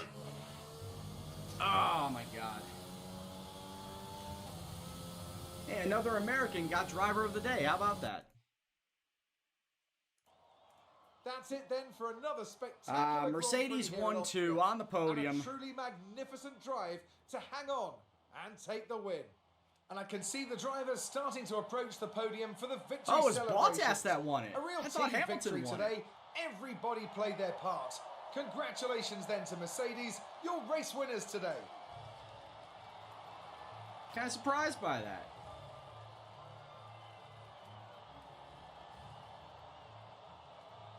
All right.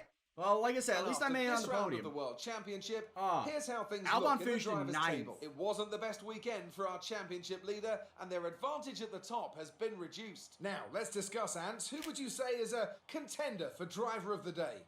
Wow. Okay, so I got 15 points. Albon got 3, so I believe I'm now only 3 points back from Manuel Albon. Correa gets my vote today. Because he It's was time only, to see how things I was about to say, he was only 3 points ahead of me. Or 15 points ahead of me, so... man, if I finished first or second, I would be sitting on top of the driver's standings right now. Damn it. God damn it. You hate to see it. We're not even going to look at the constructors. As I said before, we are pretty much running away with constructors. shaping up in the Constructors' Championship. The current leaders continue to extend their lead at the top. Alright, so Matsushita was 5th, Correa, Ocon, Stroll, and Kvyat rounds out your top 10. There was also a strong showing from the McLaren team today. Not As bad. they make their way up the standings. It's been an absolutely wild weekend of Formula One action. Alright. That wasn't bad. But I should have won that race. Starting on pole, I should have won that race. Really seem to enjoy that. I'm disappointed in myself. Easy. Another podium. You must be getting used to it up there. Our power unit is performing well. That You is had true. a close Mercedes and battle today, didn't you? yes, and Lewis did beat me. You had a bit of contact today. Who was at fault there?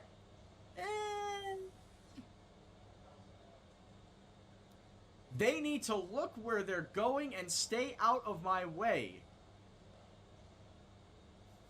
As I dive bomb the fucking corner. Oh my god. We'll go with that one. We'll go with the cocky one. The showman it was more answer. like dodgems than form. Yeah, I always pass on this question, so moving on. Appreciate your time. Yeah, buddy.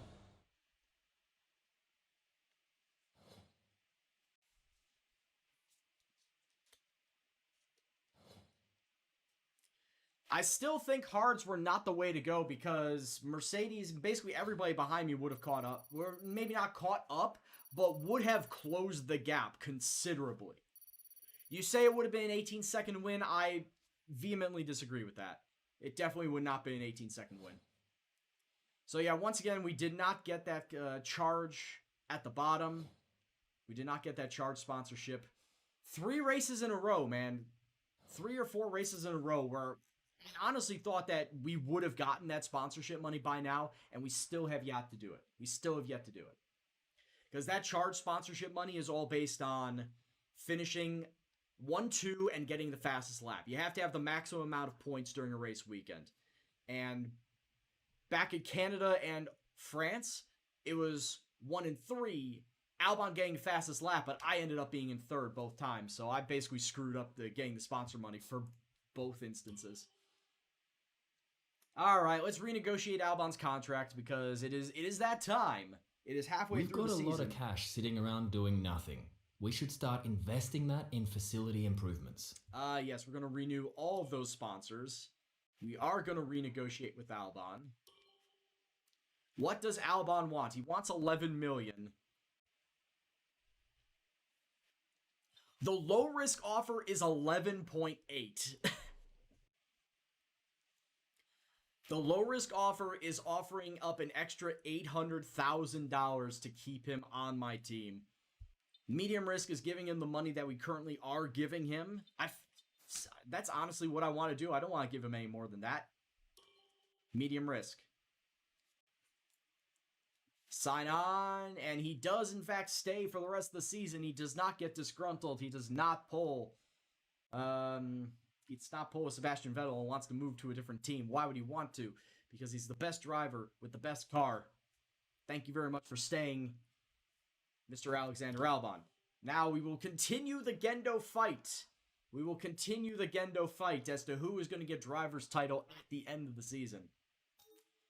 This invitational event I am going to pass on. At this point in time, there's no reason for me to do it. Extra team acclaim. I'm already level 20. That's the most I can be. Extra money. I don't really care about the extra money. There's no need for it. So we're just not going to bother with the invitational event. But as far as this goes...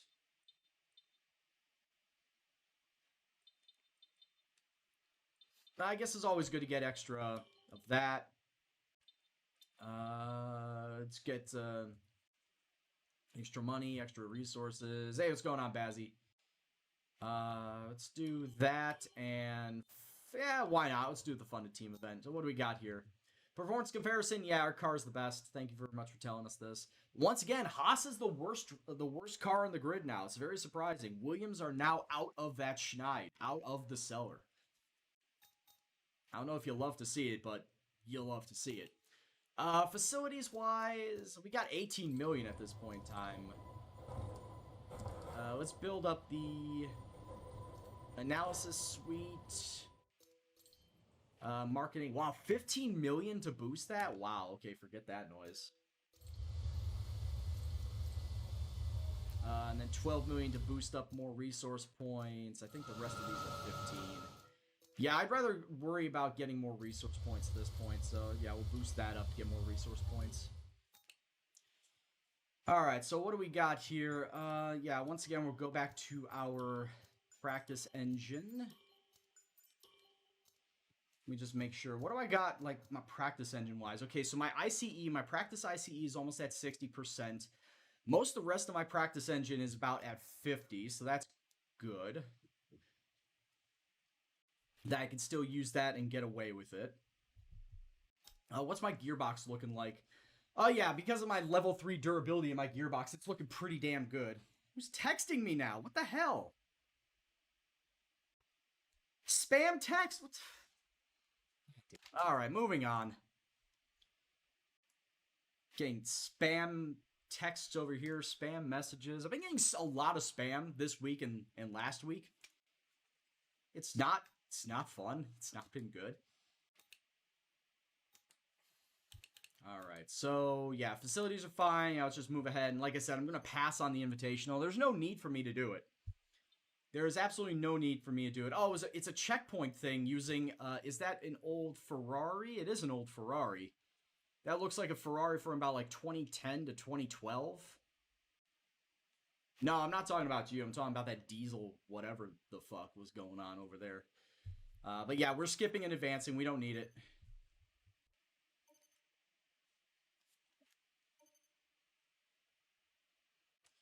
Alright, the British Grand Prix. Actually, before I get into said British Grand Prix, once again, gotta drop this down to 80 for practice.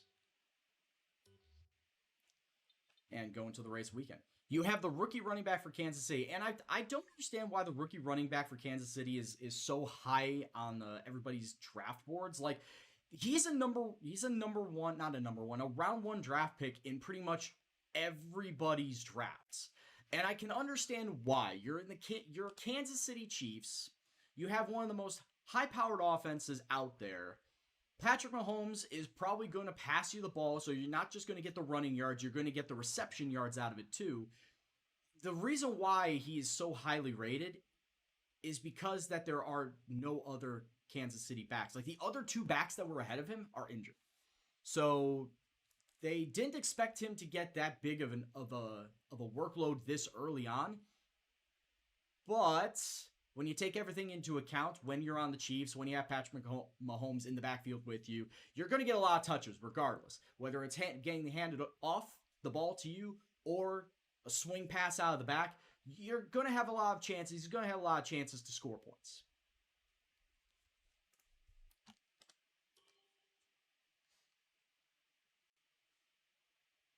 You didn't get what you wanted? Oh, geez. Well, I mean, I guess you kind of lucked into getting him, though. If he does break out, like, with that offense, if he does break out, consider yourself lucky then. And I see that we're going to have rain for the very first practice. What's qualifying going to look like as well as the race? Okay, so this is going to be interesting. It's going to be a little bit of rain during qualifying 1. Whereas qualifying 2 and 3 are going to be cloudy. The actual race is going to be partly cloudy, going to somewhat mostly cloudy by the race end. So once again, I got to worry about getting in a very fast qualifying lap right away before it switches over to the wet, and then everyone's going to have to go out on intermediates. And I've got Breeze and Thomas out of that. I didn't pick Kamara. My first round pick this year was Michael Thomas, just so I can have him and Breeze hook up, which I think is a very smart idea. Instead of, as I may mention on the Discord too, my draft board was very wide receiver heavy. I think I picked 8 wide receivers and 5 running backs. I did not go for a lot of running backs this year, which honestly puts me at a little bit of a disadvantage. Going by looking at all the free agent running backs out there, and most of them are backup level at best. I think I didn't think the drafting strategy all the way through. But hey, I've got wide receivers in case anybody wants to trade. So, I mean, that's what I've got going for me. All right, as far as wet practice goes, yeah, I'm not feeling it, so I'm going to just simulate that. There's no need for me to simulate or run through wet practice. Especially, like I said, the way that qualifying is going to go, I'm going to put together a fast lap immediately on the softs, and then when the rain comes through... Shit!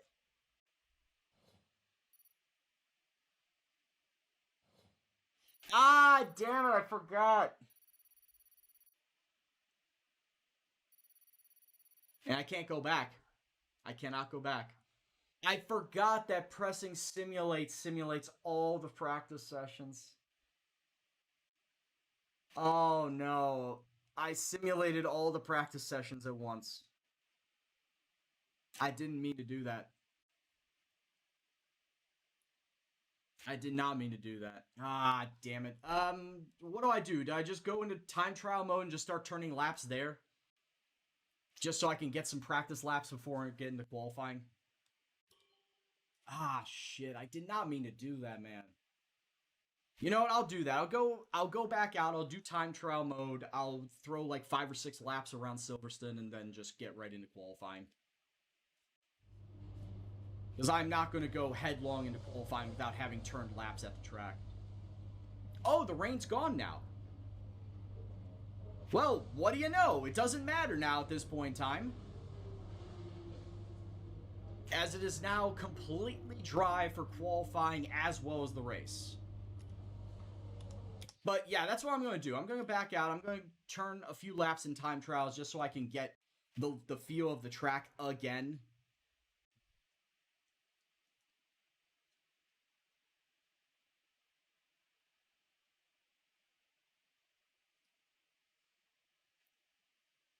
What the hell happened here?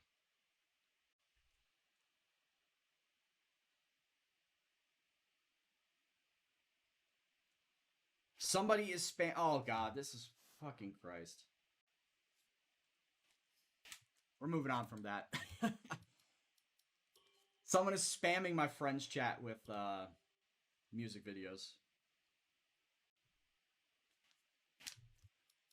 All right, so we're gonna go with McLaren because I always do my testing with McLaren. McLaren at Silverstone. Name a better combination. So we're just gonna do like 4 or 5 laps in this time trials. Like I said, just to get some familiarity with the track again. So I'm not going into qualifying and then completely freaking the fuck out and forgetting how to drive the track.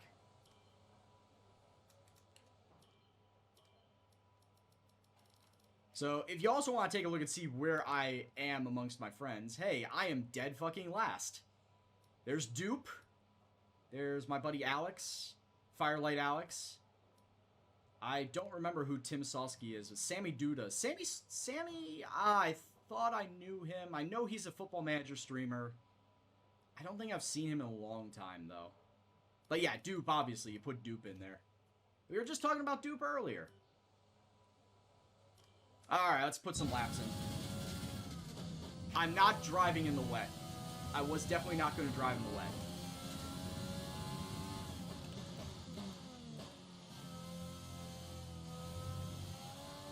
Wow, I feel so much lower. I feel like so much lower here.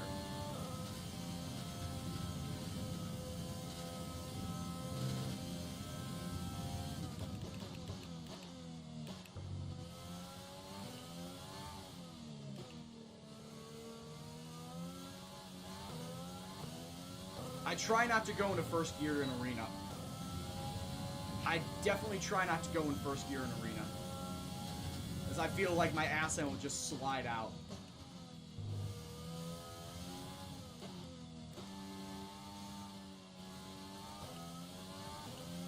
Brooklands, Lovefield, Woodcott.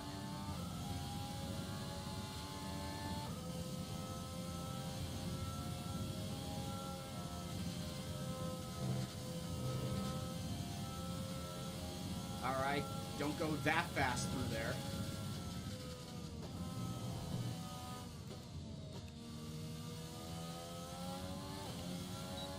Kansas City doesn't really have that good of a defense, though. They're kind of middle-of-the-road defense. Oh, you got the kicker. Yeah, the kicker should get you... At the very least, the kicker should get you extra points. Personally, I'm not picking any kicker that kicks outside of a dome. I wanted to go after Will Lutz, for the Saints, but he got picked immediately before I wanted to pick him. So I ended up going with Greg Zuerlein of the Cowboys.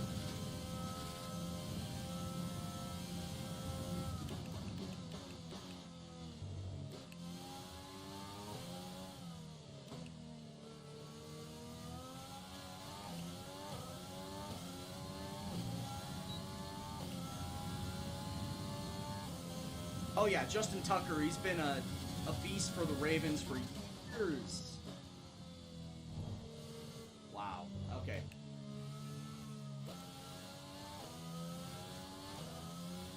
Mental note, don't do that again. Don't go into fucking Brooklyn's hot and fucking heavy.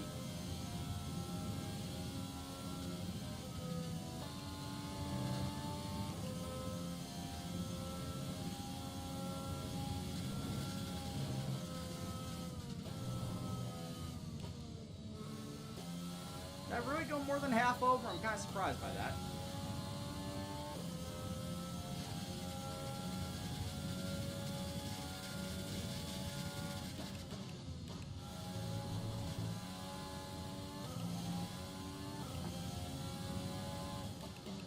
And this is why I needed the practice.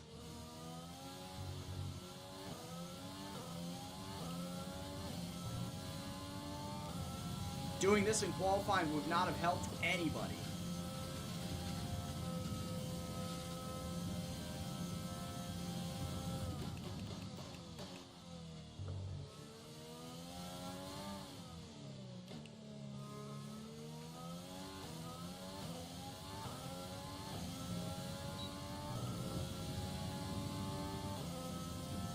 Bazzy, it's assists.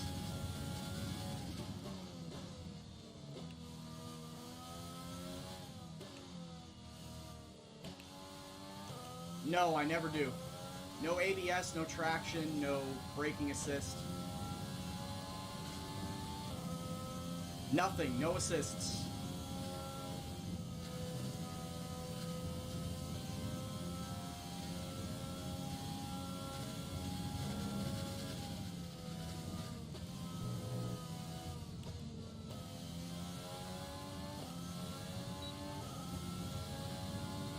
Yeah, I guess I can get away with going down to 5th there. I guess 6th is too low of RPMs.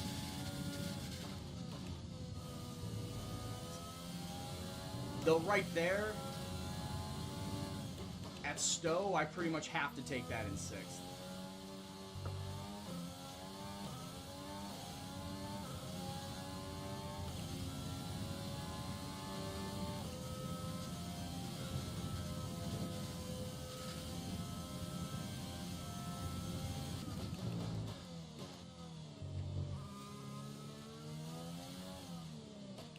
Arena, Aintree,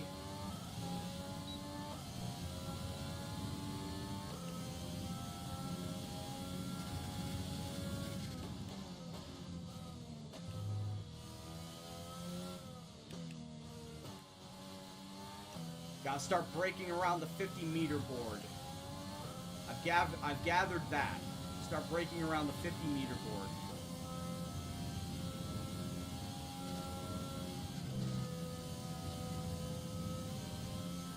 Here, I don't need a brake, I just need to let off. Throwing around cops. Maggots and Beckett's and Chapel. It's more a burp of the throttle, maybe even a light tap of the brake around Beckett's and Chapel.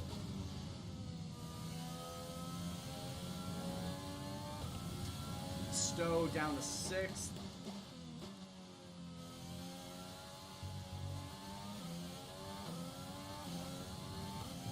Club turn.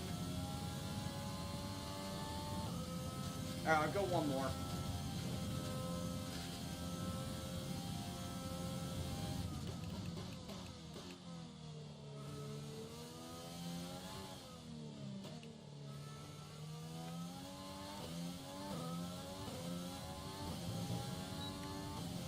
I didn't get a lot of boost coming out of that arena like I wanted to.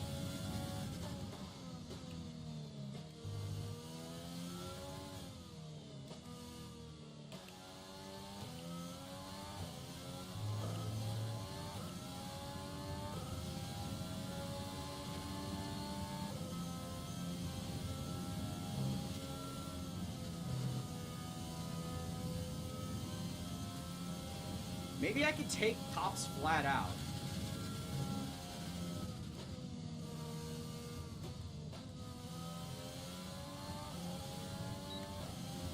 Nah, I don't think I can take cops flat out. Not in my car. The McLaren, yes. But not in my car.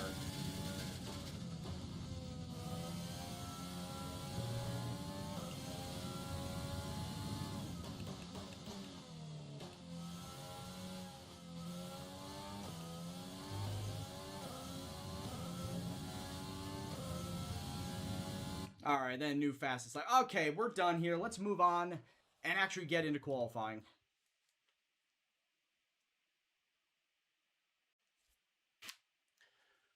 Alrighty.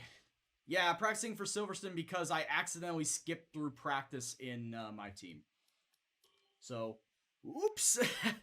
I hit simulate and I forgot that hitting simulate simulates all the practice sessions and not just the one that you want. I completely mind blanked on because it was a wet FP1 session, so I'm like, I'm not gonna need this because there's not gonna be a lot of rain in qualifying. Let's just move on, and I skipped all of practices. Like I said, because I completely forgot about that. Because yeah, it doesn't really make a lot of sense now, does it? Oh yeah, that's right. Also, I needed to boost this up to 94, so. Confirm the changes and then back out again. Yeah, I'll change the engine too. But I need to back out and get back in to have the changes officially take place. Yeah, I have no idea what's going on. I have no idea what's going on with me today. My mind's kind of just all over the place. Alright. Yeah, I changed my engine because Silverstone, famous for me not changing my practice engine into my race engine. Hilarious, hilarious scenes for me not changing my engine out. We're going to do that right away. We're going to go with the fresh engine this time. A fresh MGUK. We can go with the used MGUH at this point. We're okay with still using it. My energy store, man, my energy stores are starting to get worn out faster than I wanted to. Fresh turbocharger, and we'll still keep the control electronics as it is.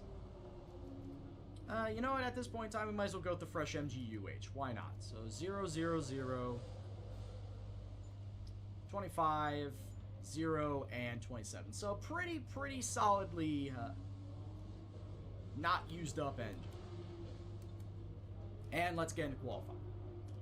Go.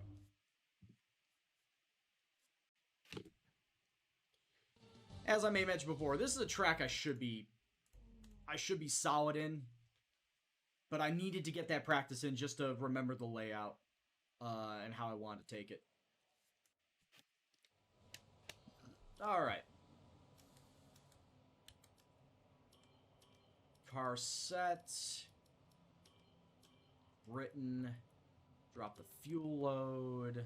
I am on soft tires, so let's get it on. Get it on. Just ate dinner, so you... I was gonna say, Delios, you saw the Austrian Grand Prix, didn't you?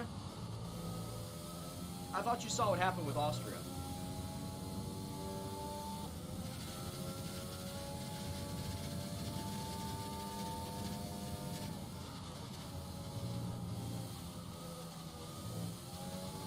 Alright, I need to take Stowe a lot better when I'm in the real run.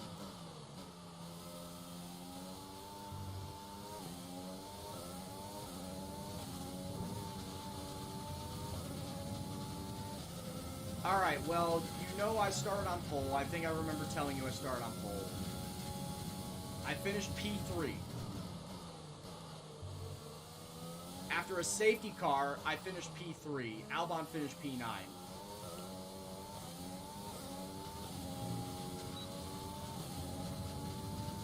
Hey, what's going on, Drifter?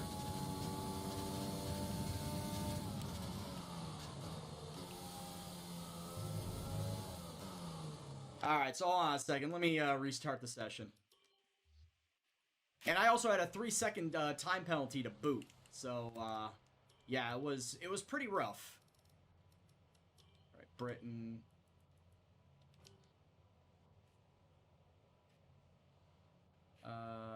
Tire select is the soft, and let's go out and let's take practice.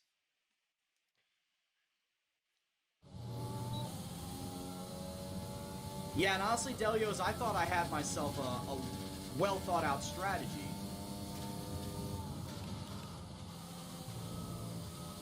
Doing a 2-stop race. But then it turns out that the Mercedes boys were like, nah, we're just going to do a 1-stop race, soft to medium, after pitting on lap 9 for the safety car. They ran 27 laps on medium tires. There's no way that they ever would have lasted. If it was me driving or any real human being driving that car, those tires would not have lasted.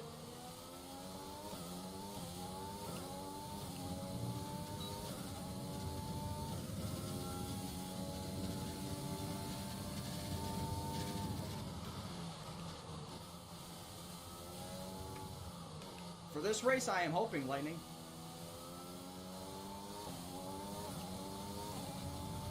Hey, what's going on, Escobar?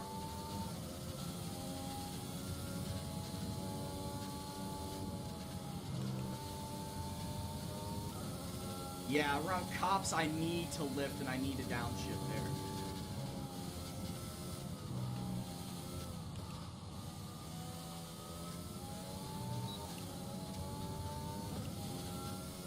Compared to the McLaren, my car is just too fast to take that flat out.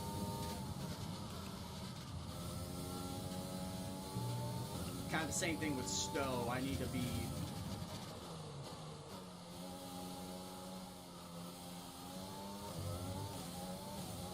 Wow, that was terrible. Almost guaranteed I'm going to have to go out and do another lap. That was terrible. It might be enough to, you know, save me to get through into Q2, but if I put that time for Q2 to Q3, that is not going to make me last. Guaranteed. Yeah, look at that. If you want to know specific information or make certain changes to the car during a pit stop, you can tell me what you want over the radio. Press and hold the radio button to activate the system, and you can either speak the command or select it manually from the radio screen that will appear on the multifunction display. While the radio is active, I should be good. Cycle through command groups with the MFD button. I should be good. 16th place is a full second behind me. I should be safe. I should be safe. Yeah, I was. Yeah, I did not need to go out again. Didn't think I needed to go out again. So that is qualifying 1, and those that drop out, you got Latifi, of course.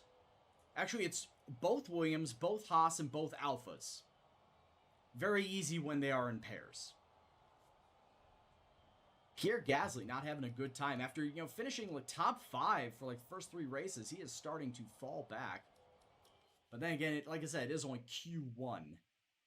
It's only Q1.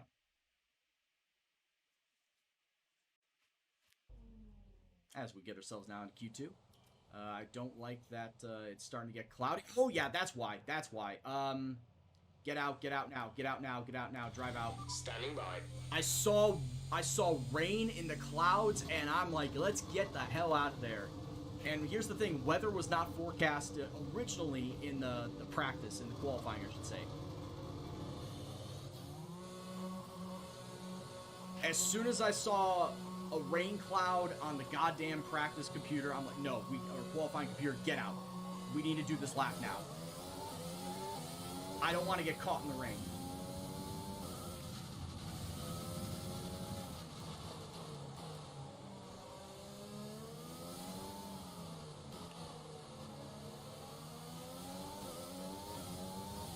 Because it says it's supposed to start raining in 5 minutes, which should be enough for me to get the one lap needed to advance.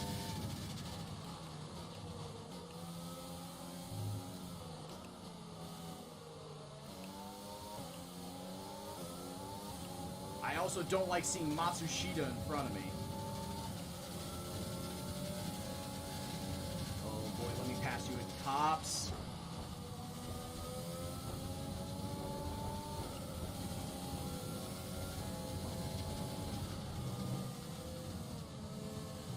He's like, invalid lap time. Yeah, no shit, it's not even a real lap though, my dude.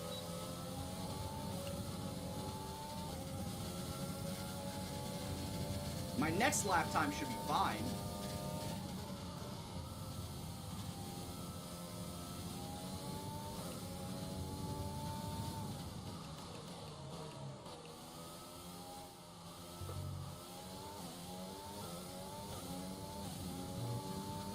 Alright, push to the limit.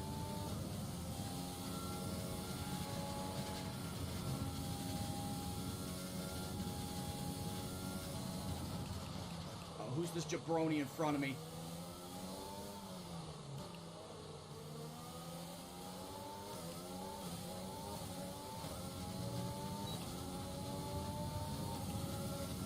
Pawn, get out of my racing line.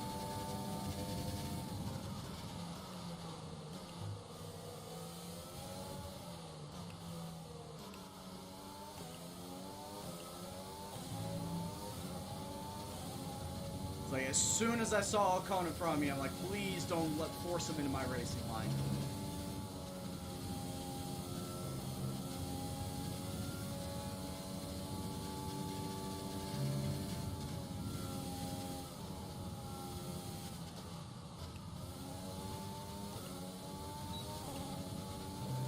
And honestly, this one lap should be fine with or without the rain coming, even if I just panicked a bit.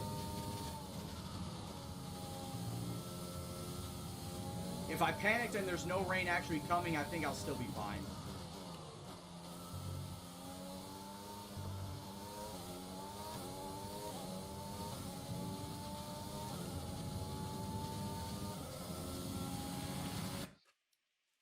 Why with help? Oh, you mean the racing line?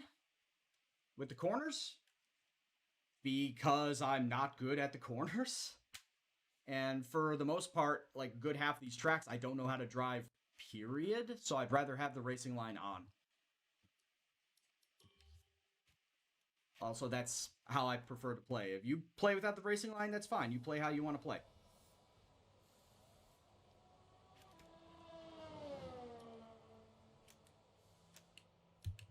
Whatever makes it most enjoyable for you. Alright, yeah, that should be good enough.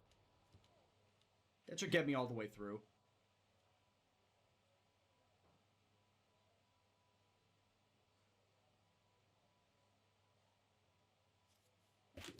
Yeah, Albon and I are good. Like, no, we are no doubt good. Bottas is on the chopping block, though. If Bottas gets booted, I'm gonna laugh. No, he did not. Alright, so yeah, it's both Gendo boys advancing, both Mercedes, both Ferrari. What we got then? Ferrari on the Renault, Max, or sorry, not Max, Lando Norris from McLaren, and Lance Stroll, who didn't make it. Matsushita, Kvyat, both AlphaTauris. Gasly didn't make it either. Perez, Sainz, and Ocon. So that is your bottom six, and now it is time to see who is going to be your pole taker.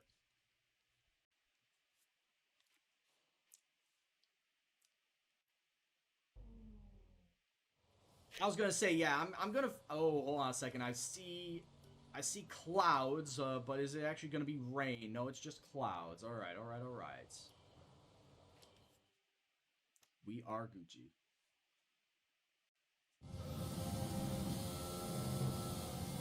As I say that, here comes the rain. The damn practice lied to me.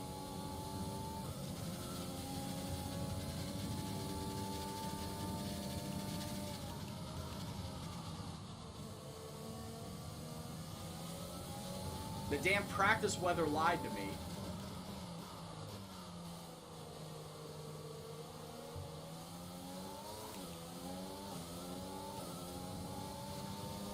Seriously, damn practice weather told me it was gonna be fucking cloudy. It didn't say it was gonna rain.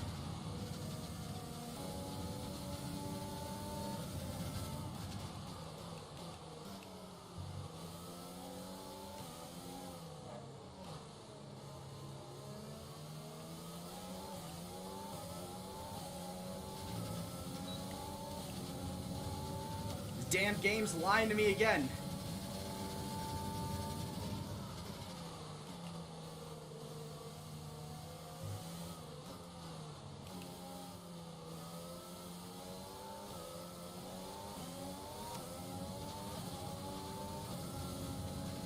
The weathermen in this game are fucking terrible.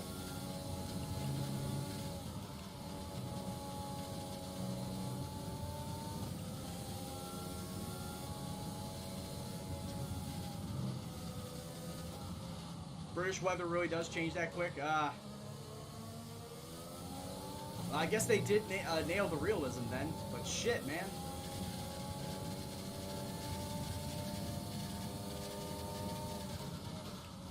It's a pop-up storm over Silverstone.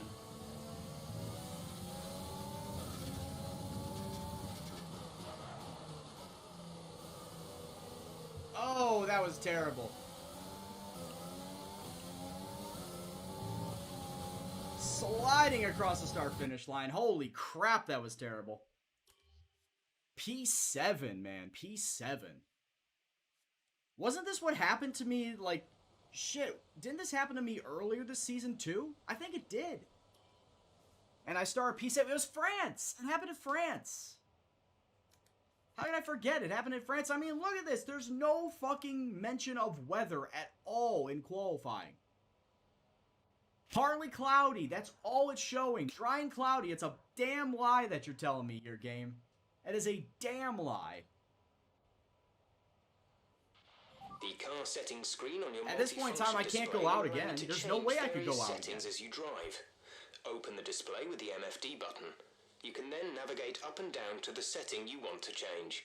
No, I'm just gonna let it go through because I mean, if there's water, there's no reason for me to go out when there's water. It's time to remind ourselves of our top Wow, three. 2 Albon, whole Bottas, seconds off and the pace. Charles Leclerc. Goodbye for now then, but we're really just getting started. Make sure Damn. to join us again for Lights Out tomorrow. That is a terrible, terrible time. But I mean, what else could I have done in the wets? If I go out on intermediates, I'm already saying put me in 10th place. Because intermediate would have put me at like 134, 135, something like that. It definitely would have been much slower than the soft tires. So there was no need for me to go out onto soft tires. But wow, that weather change, man, that is bogus. That is absolutely bogus. I hate it here. Amazing performance out there. It wasn't really. I'm sure you're wasn't pretty really happy Claire. with that. Are you happy with your performance today? I'm not really. Starting 8th, I'm not really happy. What exactly was it you weren't happy about? The rain, okay? None of the above. You're telling me about something on the car. No, it was the weather, alright? And the fact that you don't give me an option to choose weather is a damn disgrace. So I'm going to no comment that. Are you going to ask me another question? Your qualifying pace didn't put you at the front of the grid. Will this be a problem tomorrow? No, I will be fine. We'll cut right through it. Appreciate your time. Seriously, it's like, what part of the car did you feel wasn't good enough? It wasn't the car, it was the weather. It's like, bold-faced lie, you're telling me it was the car. No, it was not the car. No way, no. All right, so Albon is starting on pole, and I am starting in 8th place. Let me know now, where do you think we're going to end up? Do you think Albon is eventually going to win this race? Where do you think I'm going to finish? Will I get a top 5? Will I salvage a top 5 here? And also, officially at this point in time, we have no push-ups and sit-ups.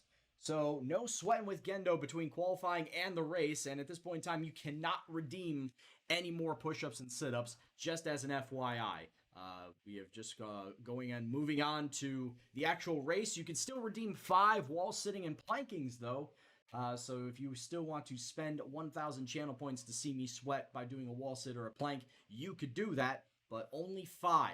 Make sure that you only put in 5, because I only do 5 at a time. All right, we good? We good? Okay, we good.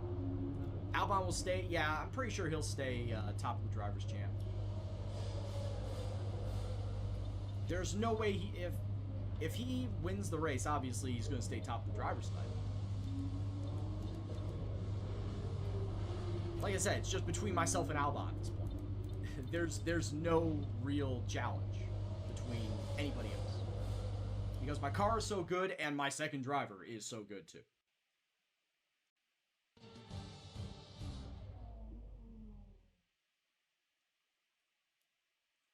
Alright, let's listen to this bad boy. Welcome along then to Great Britain and the Great Silverstone Circuit for today's Grand Prix.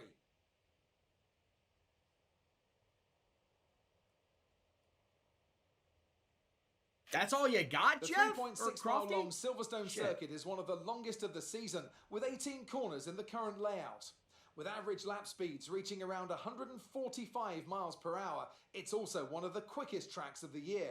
Watch out for cars taking the right-handers of Abbey and Copse flat out. We could try. It's time to take a look at our starting grid for today's... Nah, we already did. We don't need to take a look at it again. Cubs and Reds again Now today. that we've got some points on the board, let's continue this form and aim for another top 10 finish. Alright, so because I accidentally decided to skip practice entirely, I don't have a personalized strategy for today's race. I will say this, though. It is a 26th lap race. I have a very strong feeling, though, that I could go another lap on these tires. Oh, yeah, I could easily go another lap on these tires. So we'll go 11 laps on the soft and the rest of the way on the medium tires. And also, on top of that, it is a 26 lap race. Why do I have 23 laps worth of fuel in my tank? Let's drop this. Let's drop this to, say, 27 laps. Have 1 lap extra in my tank. Yeah, let's go even further. Let's say we have 0.7.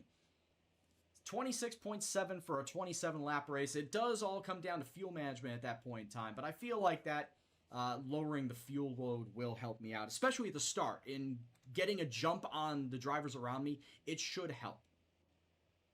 I'm also taking a look between this this strategy up here and this down here, between the soft and the medium, a 3-second difference. Soft, medium, and soft, hard, it's a 3-second difference in strategy. I don't understand that, but what do I know? But we're still going with this. We're still going with 11 on the soft tires and 15 on the mediums. We should be good to go. Let me know in the chat where you think I am going to finish. We already got Tykesman saying that I'm going to get top 3, maybe. Drifter says that I'm going to get second. Well, that'd be great if I can get second, if Albon wins and one of us gets fastest lap. We are going to finally get that new Russian sponsor money that I've just been dying to get for the last four races. Because the goals that need to be met for said sponsor goal is we need to finish 1-2 and get fastest lap. So achieve the maximum amount of points in a race weekend.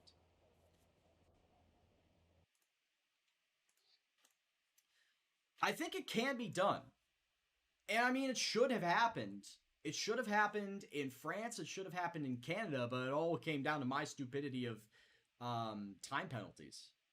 Really is what it was. It was the time penalties there to push me down from second to third. So, but for me here, I cannot afford time penalties. I just got to cut my way through the field to get back up to Albon. All right, let's go head out. Let's go start this race here at the wonderful, wonderful Silverstone circuit.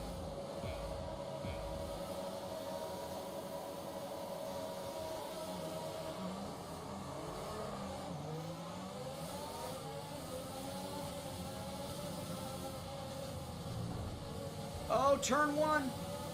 People going wide.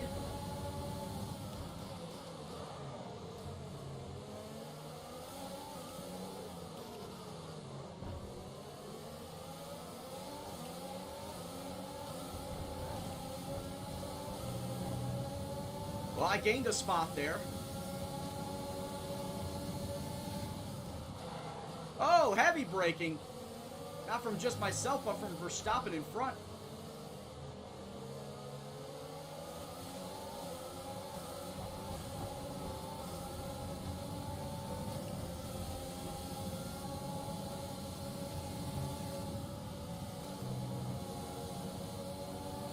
Verstappen and Hamilton fighting it out for 4th place in front of me. Oh, shit. Oh, shit! That was all my fault.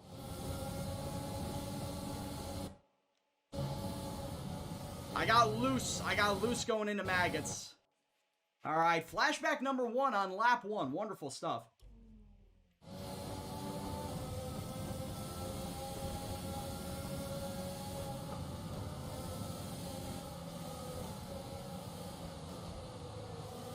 I'm upsetting the car early, which is never good. Cordonoa, thank you very much for the follow. Hope you're doing well. Hope you enjoy the stream. This being the second race of 2 tonight. Not only do we get a flashback, we already get an exceeding track limits warning. Lap 1 never fails, does it?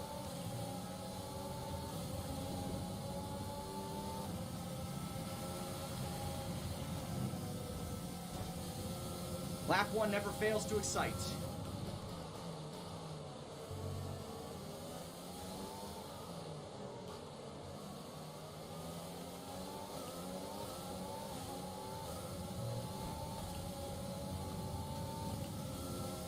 I hope I did not damage my wing, and I didn't, which is good.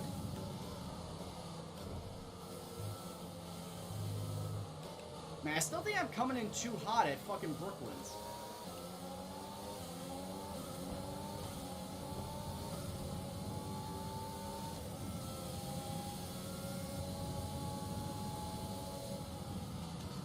Oh, damn it.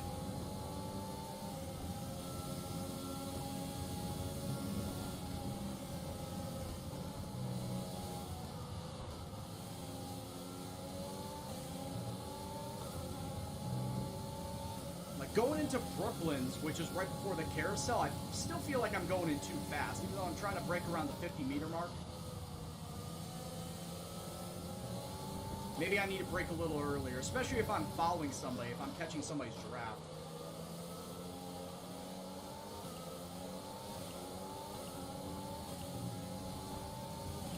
DRS will be enabled this lap. You can use it when within 1 second of the car ahead and in the DRS zone.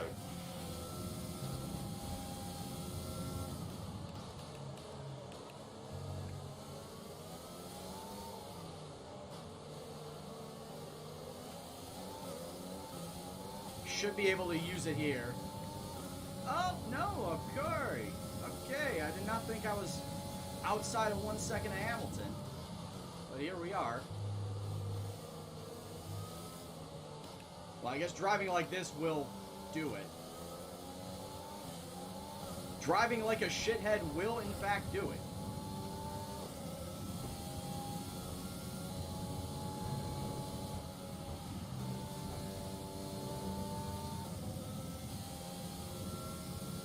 Long race, though. Long race.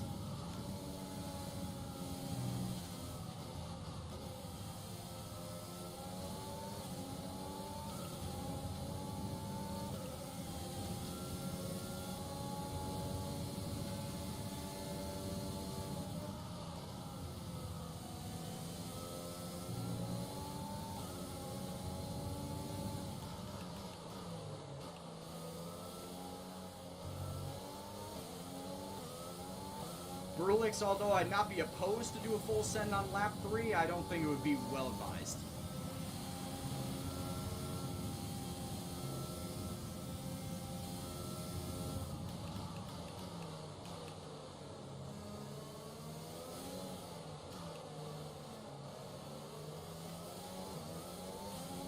How did race 1 go? Well, we got pole position, but we ended up finishing in 3rd.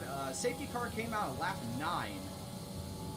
And I thought that the pit strategies were very, very odd. A lot of people opting for medium tires, when medium tires were not going to go, they really were not going to last the next 26 laps. However, the fucking Mercedes boys went and fucking did it. They stayed out those 26 laps to take 1 and 2. Bottas winning and Hamilton coming in 2nd place. I finished in 3rd.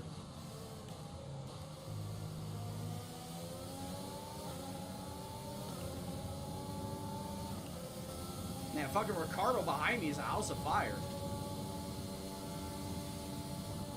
Ricardo was doing the full send, coming out of Chapel.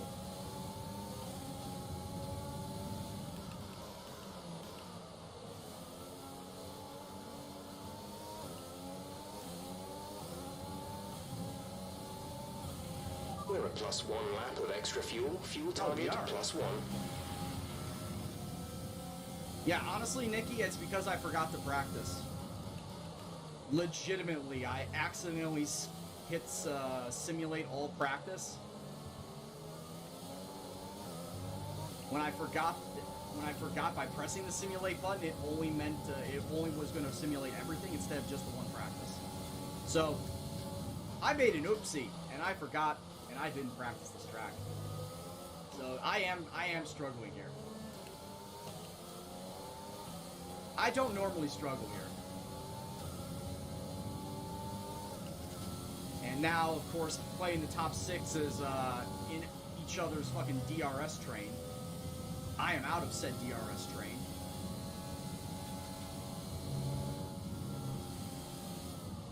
Which makes me a sad, sad person.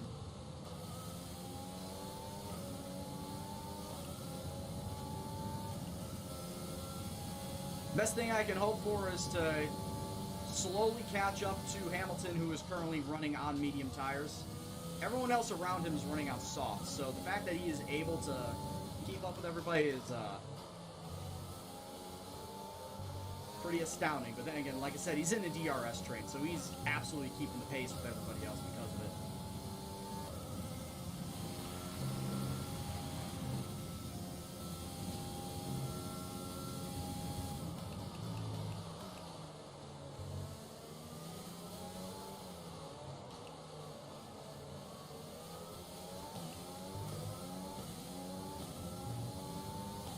I need to slowly push myself away from Ricardo behind me, too.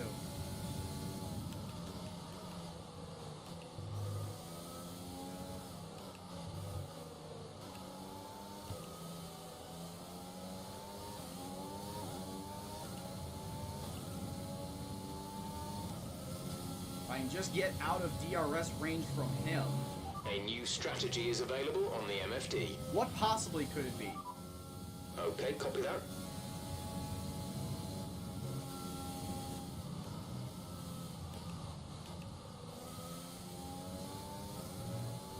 Jeff telling me to stay out one more lap if you want. Stay out to 12. I'm deciding against... Oh, we have a caution. Green flag.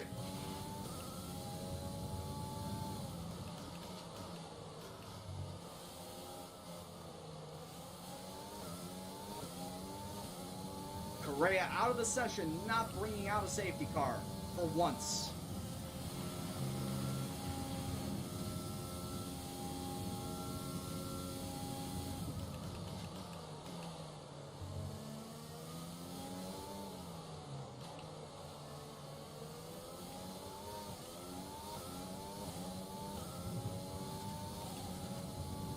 Somebody dying in a race, actually not bringing out a safety car.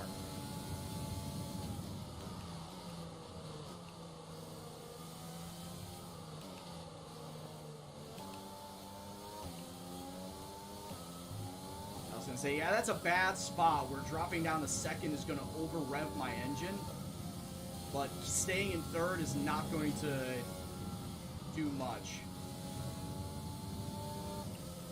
Either over rev or stay with the under rev. It's really a tough choice.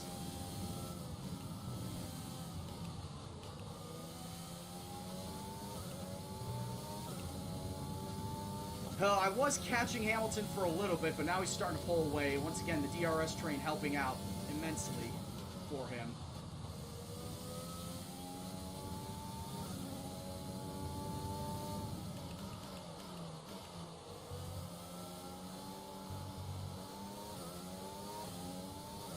Oh man, those sausage curves are death in iRacing.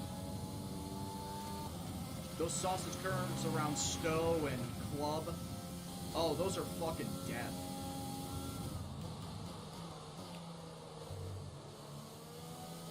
Hit one of them and you are fucking sent flying.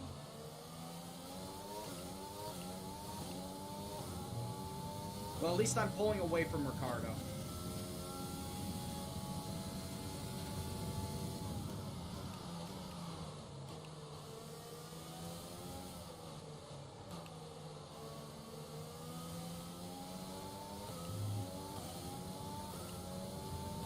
That's the only positive right now, is I'm distancing myself from Ricardo. But I'm not really catching up to Hamilton right now.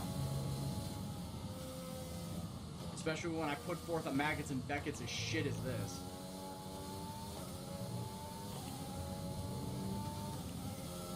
Like, whatever time I make up through Woodcott and Cops, he fucking makes it all back up through Maggots and Beckett's. Yeah, it's track limits again.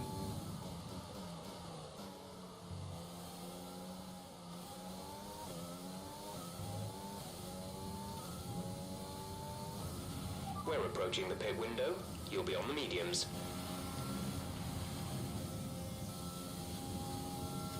My only hope is that somebody is just holds him up there.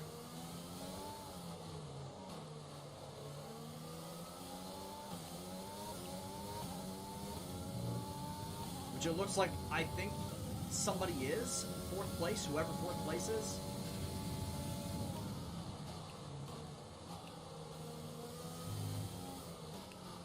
Which that looks like a Ferrari.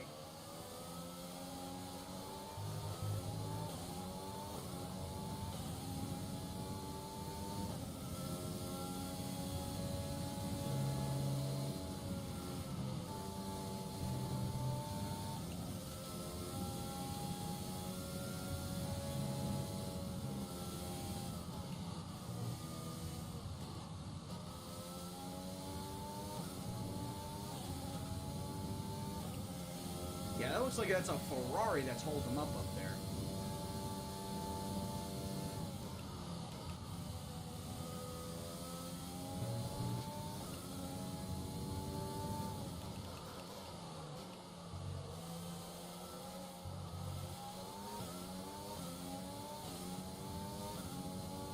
I really gotta fucking watch it around Stowe. That's where I've had my 2 incidences already. I don't need another.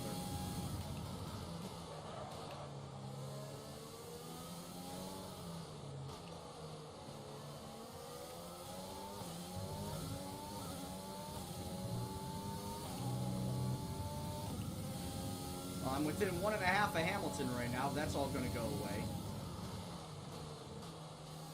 Still going too hot into fucking Brooklands, man.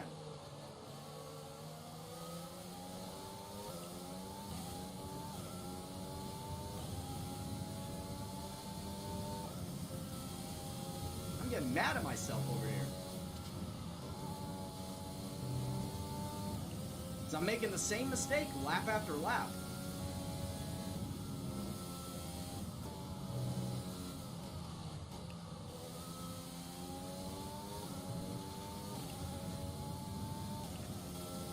Alright, I'll be pitting next lap, pitting next time around.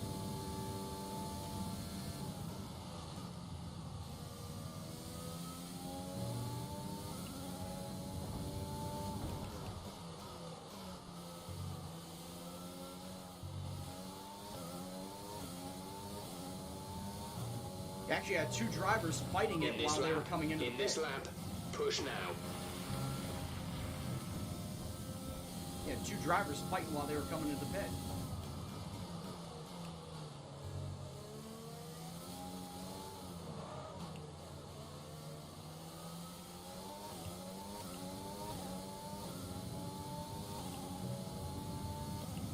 Alright, so we got Hamilton, Leclerc, and I think that's Albon in front. Did they all start on medium tires?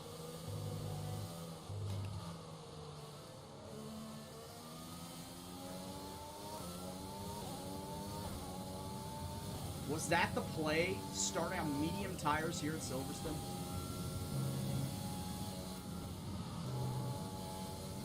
I think I missed the memo. Starting on mediums here.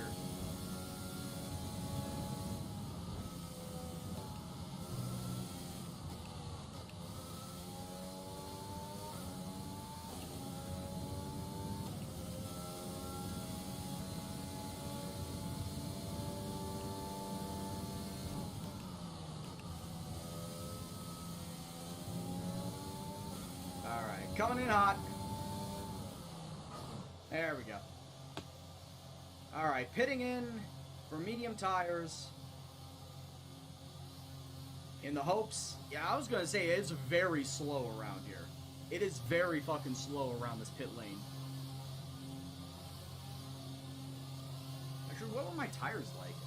Actually, my tires weren't too bad. I probably could have gone one more lap. I mean, Jeff wasn't wrong, but I wasn't going to take the chance of it. Go now.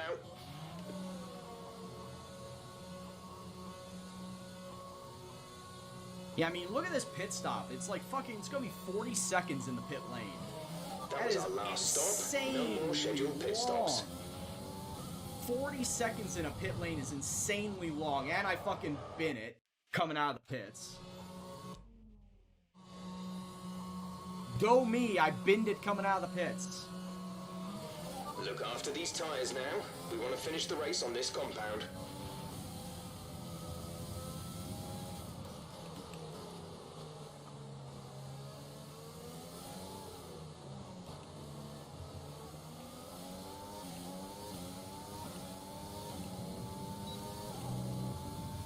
Max Verstappen in front of me.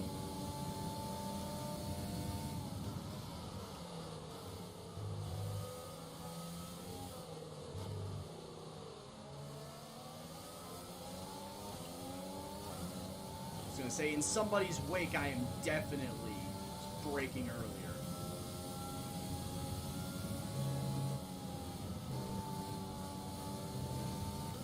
I've got Ricardo, who's 5.5 seconds behind me, and not really challenging.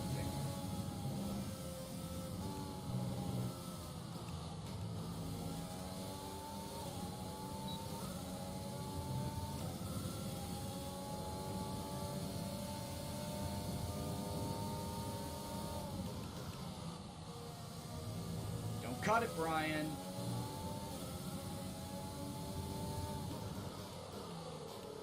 Oh, coming in hot.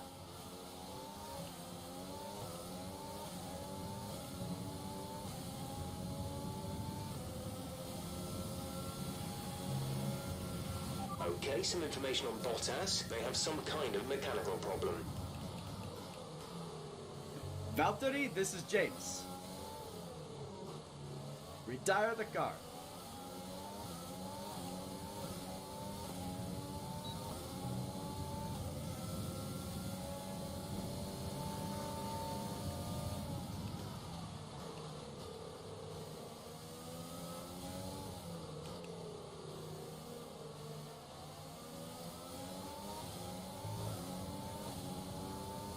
That's good.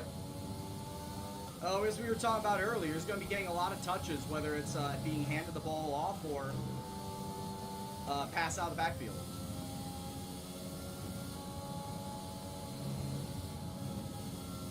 Why, did he already get a touchdown?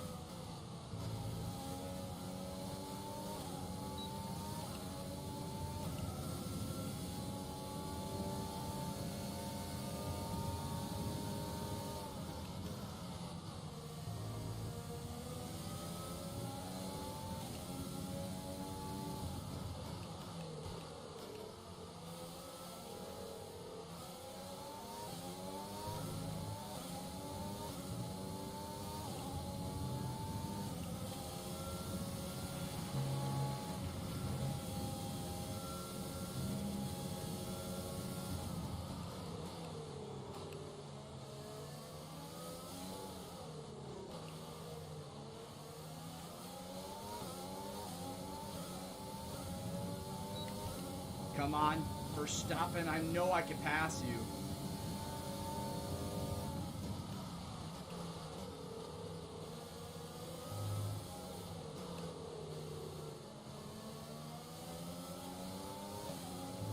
Just gonna have to take a little bit more time. Damn it, Verstappen.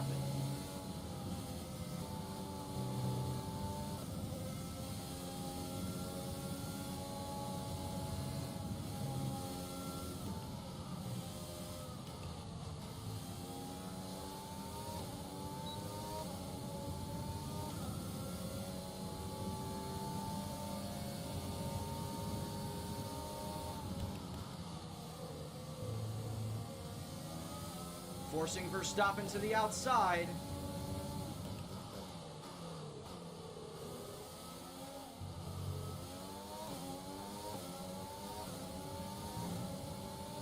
And that is a clean overtake.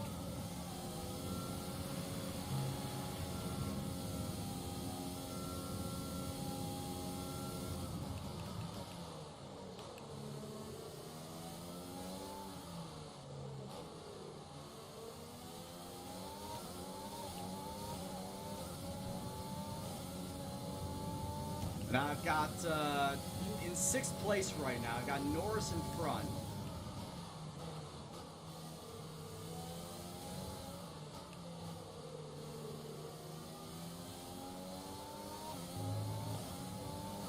Two seconds ahead. I know I can catch him. Alexander is in the pits. Alexander in the pits. All right, everybody that started on mediums is now coming into pit for softs.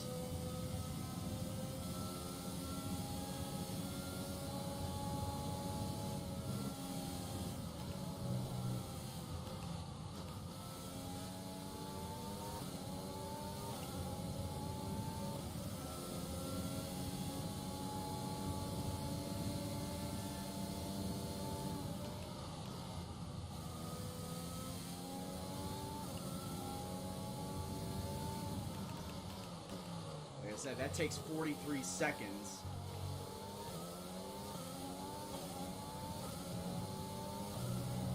Are they still in the pits? I think they are.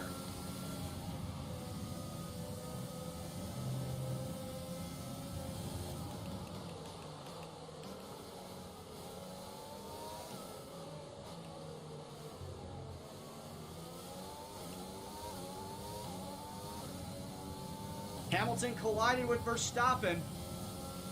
Okay, clear. Hamilton came out of the pits and collided with Verstappen. He's out of the race. Hamilton is out of the race, ladies and gentlemen. We're going to have to go back and look at that again. In fact, can I look at it right now? Here, it's probably too late. Yeah, it's definitely too late because I'm going into Luffield. So it's definitely too late.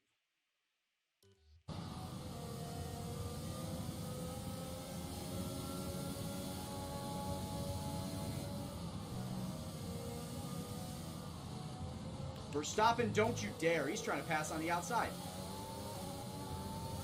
And he got it.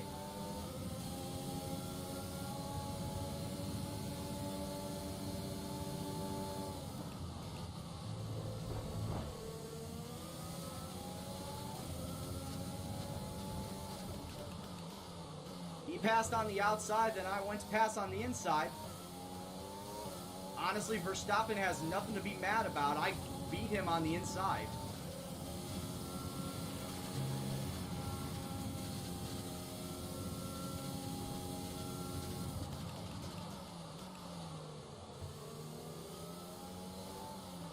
Verstappen killing Hamilton and then trying to kill me. Because I was a witness. He was trying to dispose of the body and kill any and all witnesses.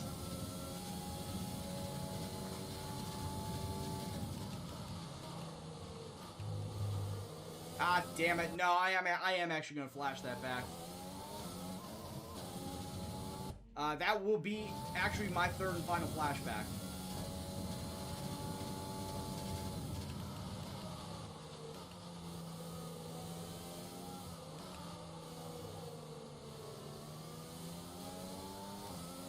Alright, I have to have 9.5 laps of clean racing here at Silverstone.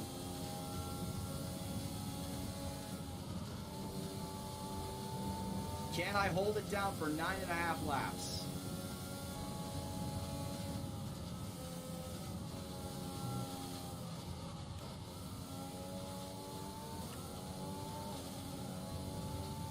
We will find out. So Leclerc's on softs ahead of me. Norris on mediums.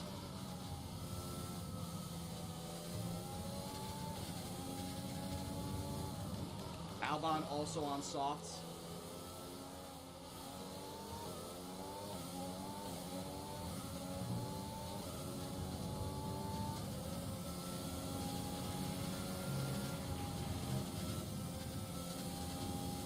Yeah, it's almost like you could go flat out through there.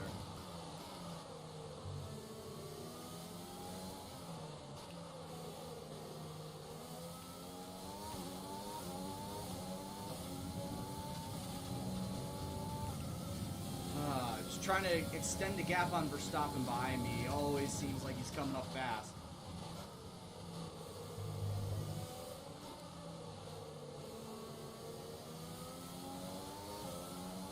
I'm driving in my rear view mirror, which is never good.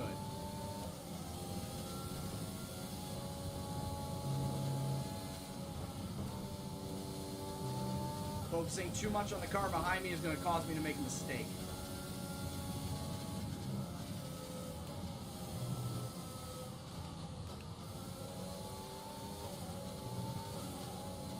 I know it, and the driver behind me knows it too.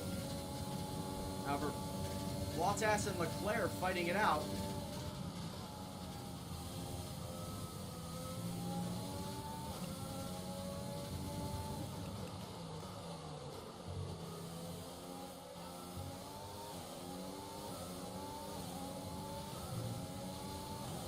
We truly have a train sitting in front of me.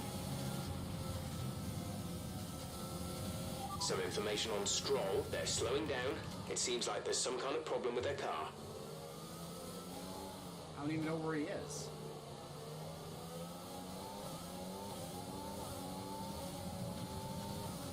Why do I care about Lance Stroll if he's not in the top pack? Riddle me that, Batman.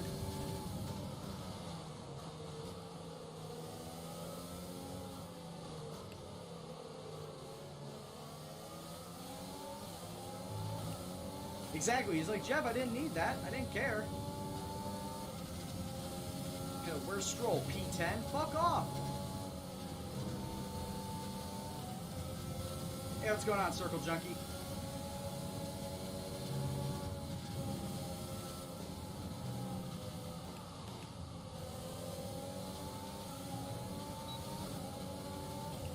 Oh, Bottas does not have DRS. Oh, eat shit, Bottas. Oh, that's a good feeling. That's a good feeling right there.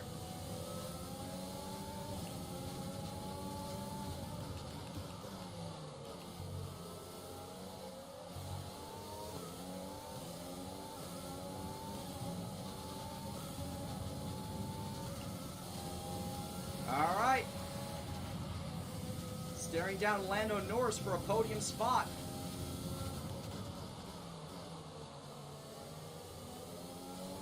I've got 7 laps to do it.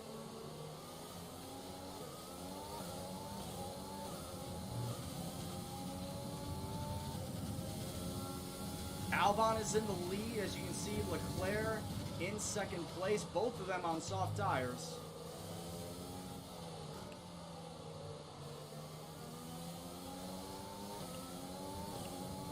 Lando Norris on the hard, or not the hards, but the mediums, and I know I could catch up to him.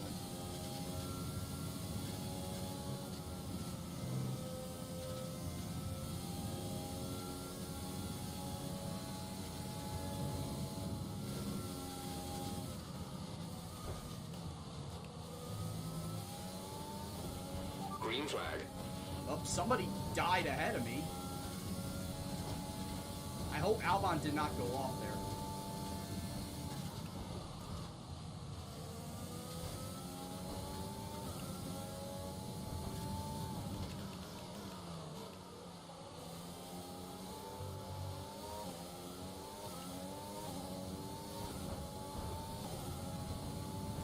Okay, then he's only like 4 seconds ahead of me. He's only like 4 or 5 seconds ahead of me. He's not that far ahead, thankfully. Oh, no, wait, you're on a time delay. I'm sorry, you're on a time delay, so... He's like 10 seconds ahead.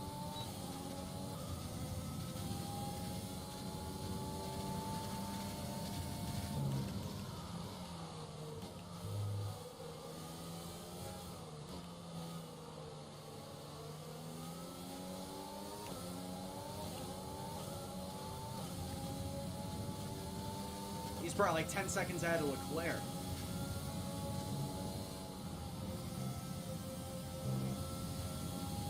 Not quite flat out, but we can make it work.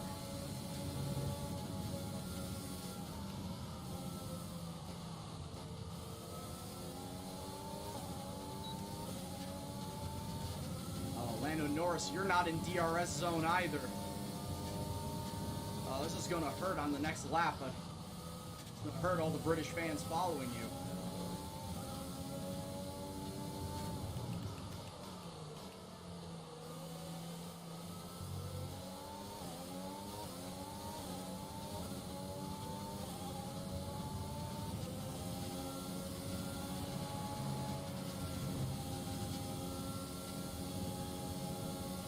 There's 5 laps of fuel remaining.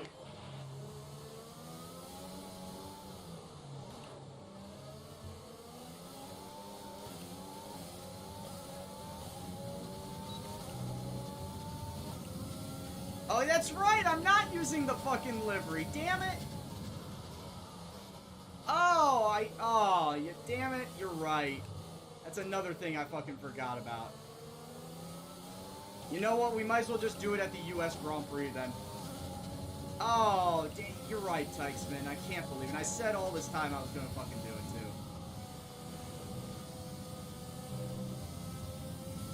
too. In all the commotion and the confusion surrounding this Grand Prix, I forgot to do that, yeah.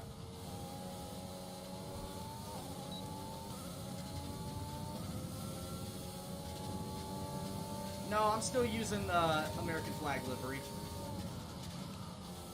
That's not going to change now. That will be the special US Grand Prix livery.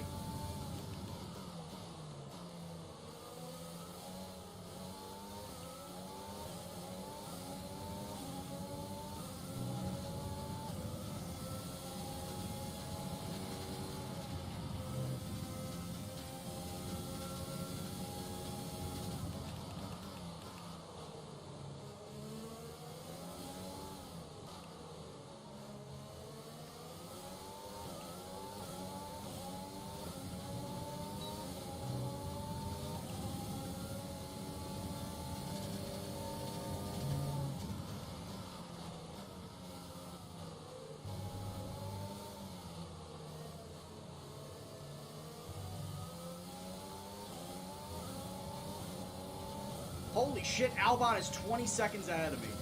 Yeah, that's not happening.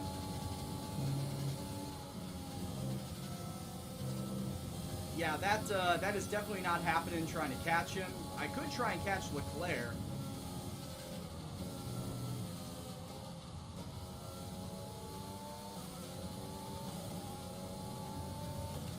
I don't know how much I can catch him. He's on soft tires, I'm on hards, or mediums. And there's only 3 more laps left to go in this race.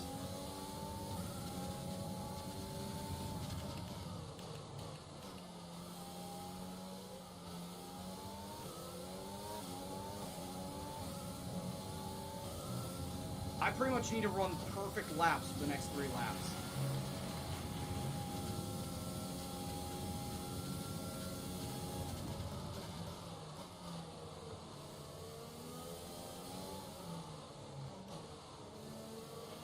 There's 3 laps of fuel remaining. And yeah, Leclerc is keeping his distance. In fact, he's starting to grow it slightly. So there's no way I'm going to catch him.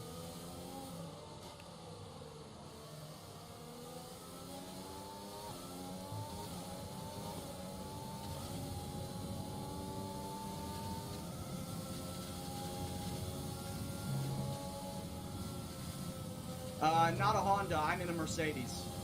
Albon is my teammate, by the way. And I use a Mercedes power unit.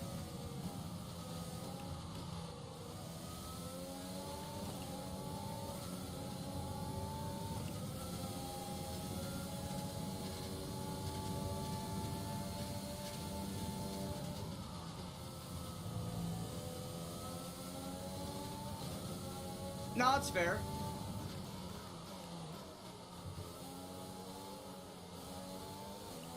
Yeah, I'm currently in Season 3 of this My Team Career Mode. And I got Albon in Season 2.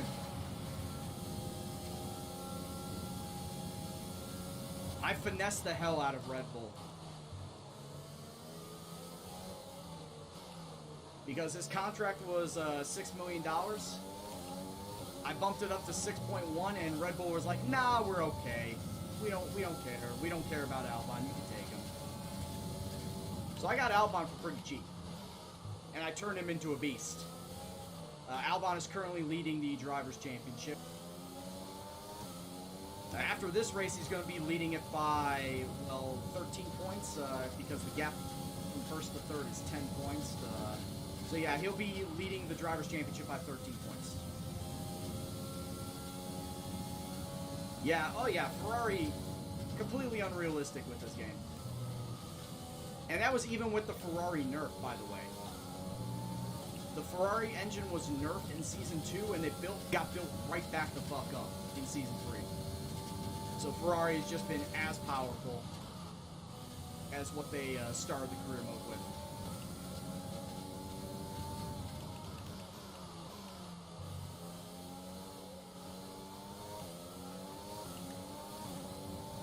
I got Lando Norris behind me trying to force me into making a mistake.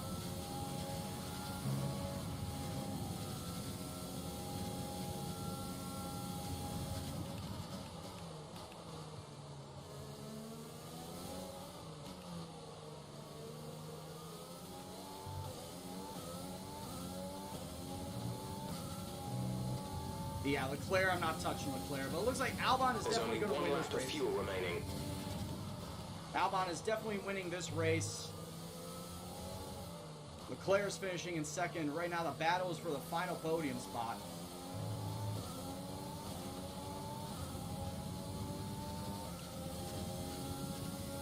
Yeah, I was going to say, Vettel's moving on to Aston Martin, so he's got himself a team. Question is how good are Aston Martin going to be next year?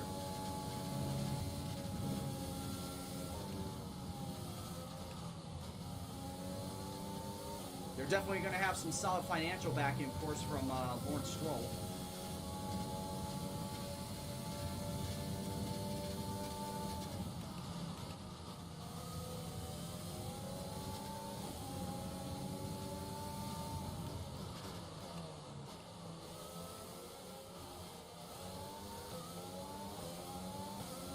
Albon is your winner. Leclerc comes in P2, and Brian Gendo finishes P3 for the fourth race in a row. I was a bit worried about this one at the start of the weekend, but you've pulled through. Thank you. Fucking hell, this is my fourth third-place finish in a row after getting 5 wins out of my first 7. I've now gone fifth, third. Anthony, tell me, what was it that helped them achieve this success? I think that smart time management on track and very smooth if their driving new owners plug definitely enough assisted funding in into their it, I victory think today. so. Yeah. That combination meant I they think got the Williams can absolute reemerge. maximum out of their tyres at all times. They also need to have decent drivers, from the too. 3 drivers approaching the podium Someone right aside now. from It's been an Nicholas interesting Latifi. Grand George Prix, Russell's good, that's but for Nicholas sure. Latifi needs to go.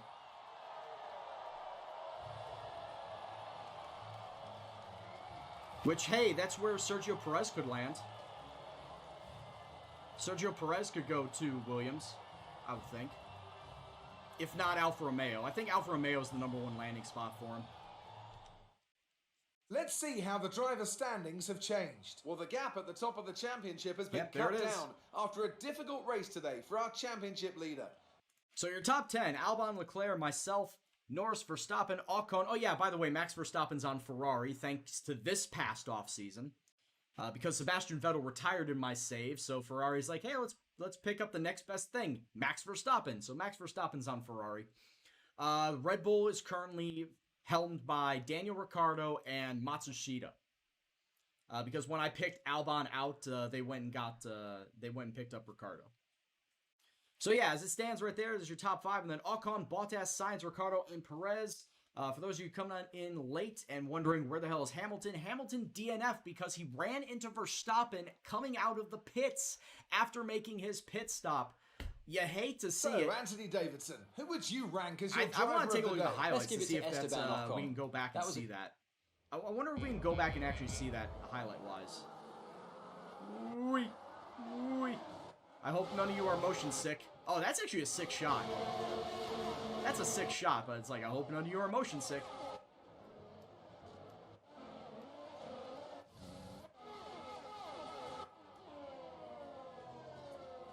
No, I actually didn't feel well all weekend. So I slept in.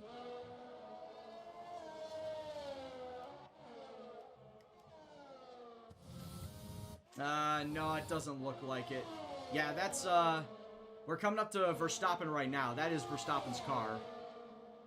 Yep, there's the familiar number 33 on the side. Yeah, that's Verstappen's car. We made the pass through Stowe. Oh yeah, and then we had to pass him a second time. That's right, we did have to pass him a second time. The very next lap. So it should be coming up soon. Coming out of the pits,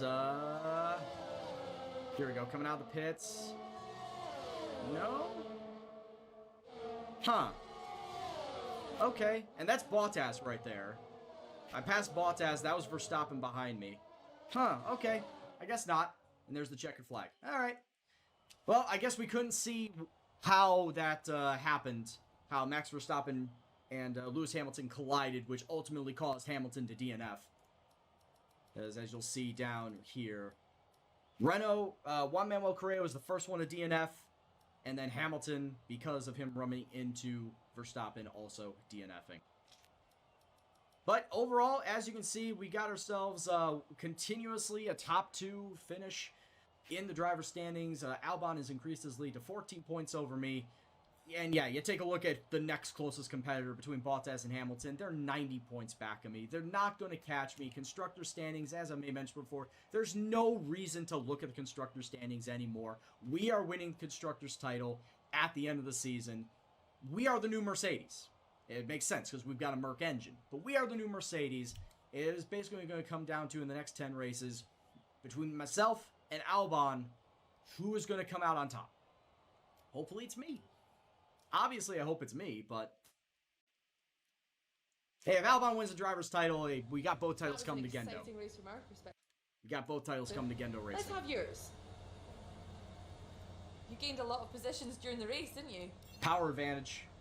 It's all about the power. You must be happy with the result today. All came together. Might as well. Will you be celebrating with your teammate tonight after their hard-earned victory?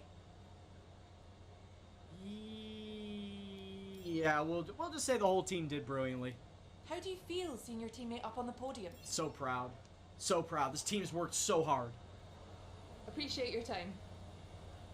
We built our car up from nothing in 2.5 seasons, and we are just world beaters. Yeah, look at that. A complete sweep of Lewis Hamilton because he couldn't finish a race. And that means we officially win the rivalry over Lewis Hamilton. You'll love to see it. You absolutely love to see it. Lewis Hamilton getting taken down. Once again, we did not get the Charge sponsorship because we did not max out our race points. We needed to get 44, and I ultimately was the one that failed in that aspect by not getting into second place. See, here's the thing. The last 4 or 5 races that we've Our had that margins are looking sponsor. good right now. I think we've got room for some more investment. Shut up. Shut up, Carl. I do not care. The last 4 or 5 races that we've had that sponsorship, we've not been able to get the money. 3 out of those 5 races have been Albon winning, and I finish in 3rd for whatever reason. With Canada, I finished in third because of a time penalty. In France, I finished in third because of another time penalty. Here, I finished in third because I qualified in 8th and had to fight my way through the field. And ultimately, that medium-soft strategy that Leclerc pulled, yeah, there was no way I was going to compete with that. There was no way I was going to compete with that. And yeah, at this point in time, there is absolutely... Yeah, we really do not care too much about anything else because we don't care about the driver claim. We don't care about the team claim. We don't care about the money. We don't care about the R&D points. We're done after this season anyway. Whatever happens, whether Albon wins the driver's title or I win the driver's title, we are done with this career mode after season 3. And then we're going to take a nice little break from doing anything career, and we're going to have some fun with some online lobbies. And we're also going to do some iRacing too.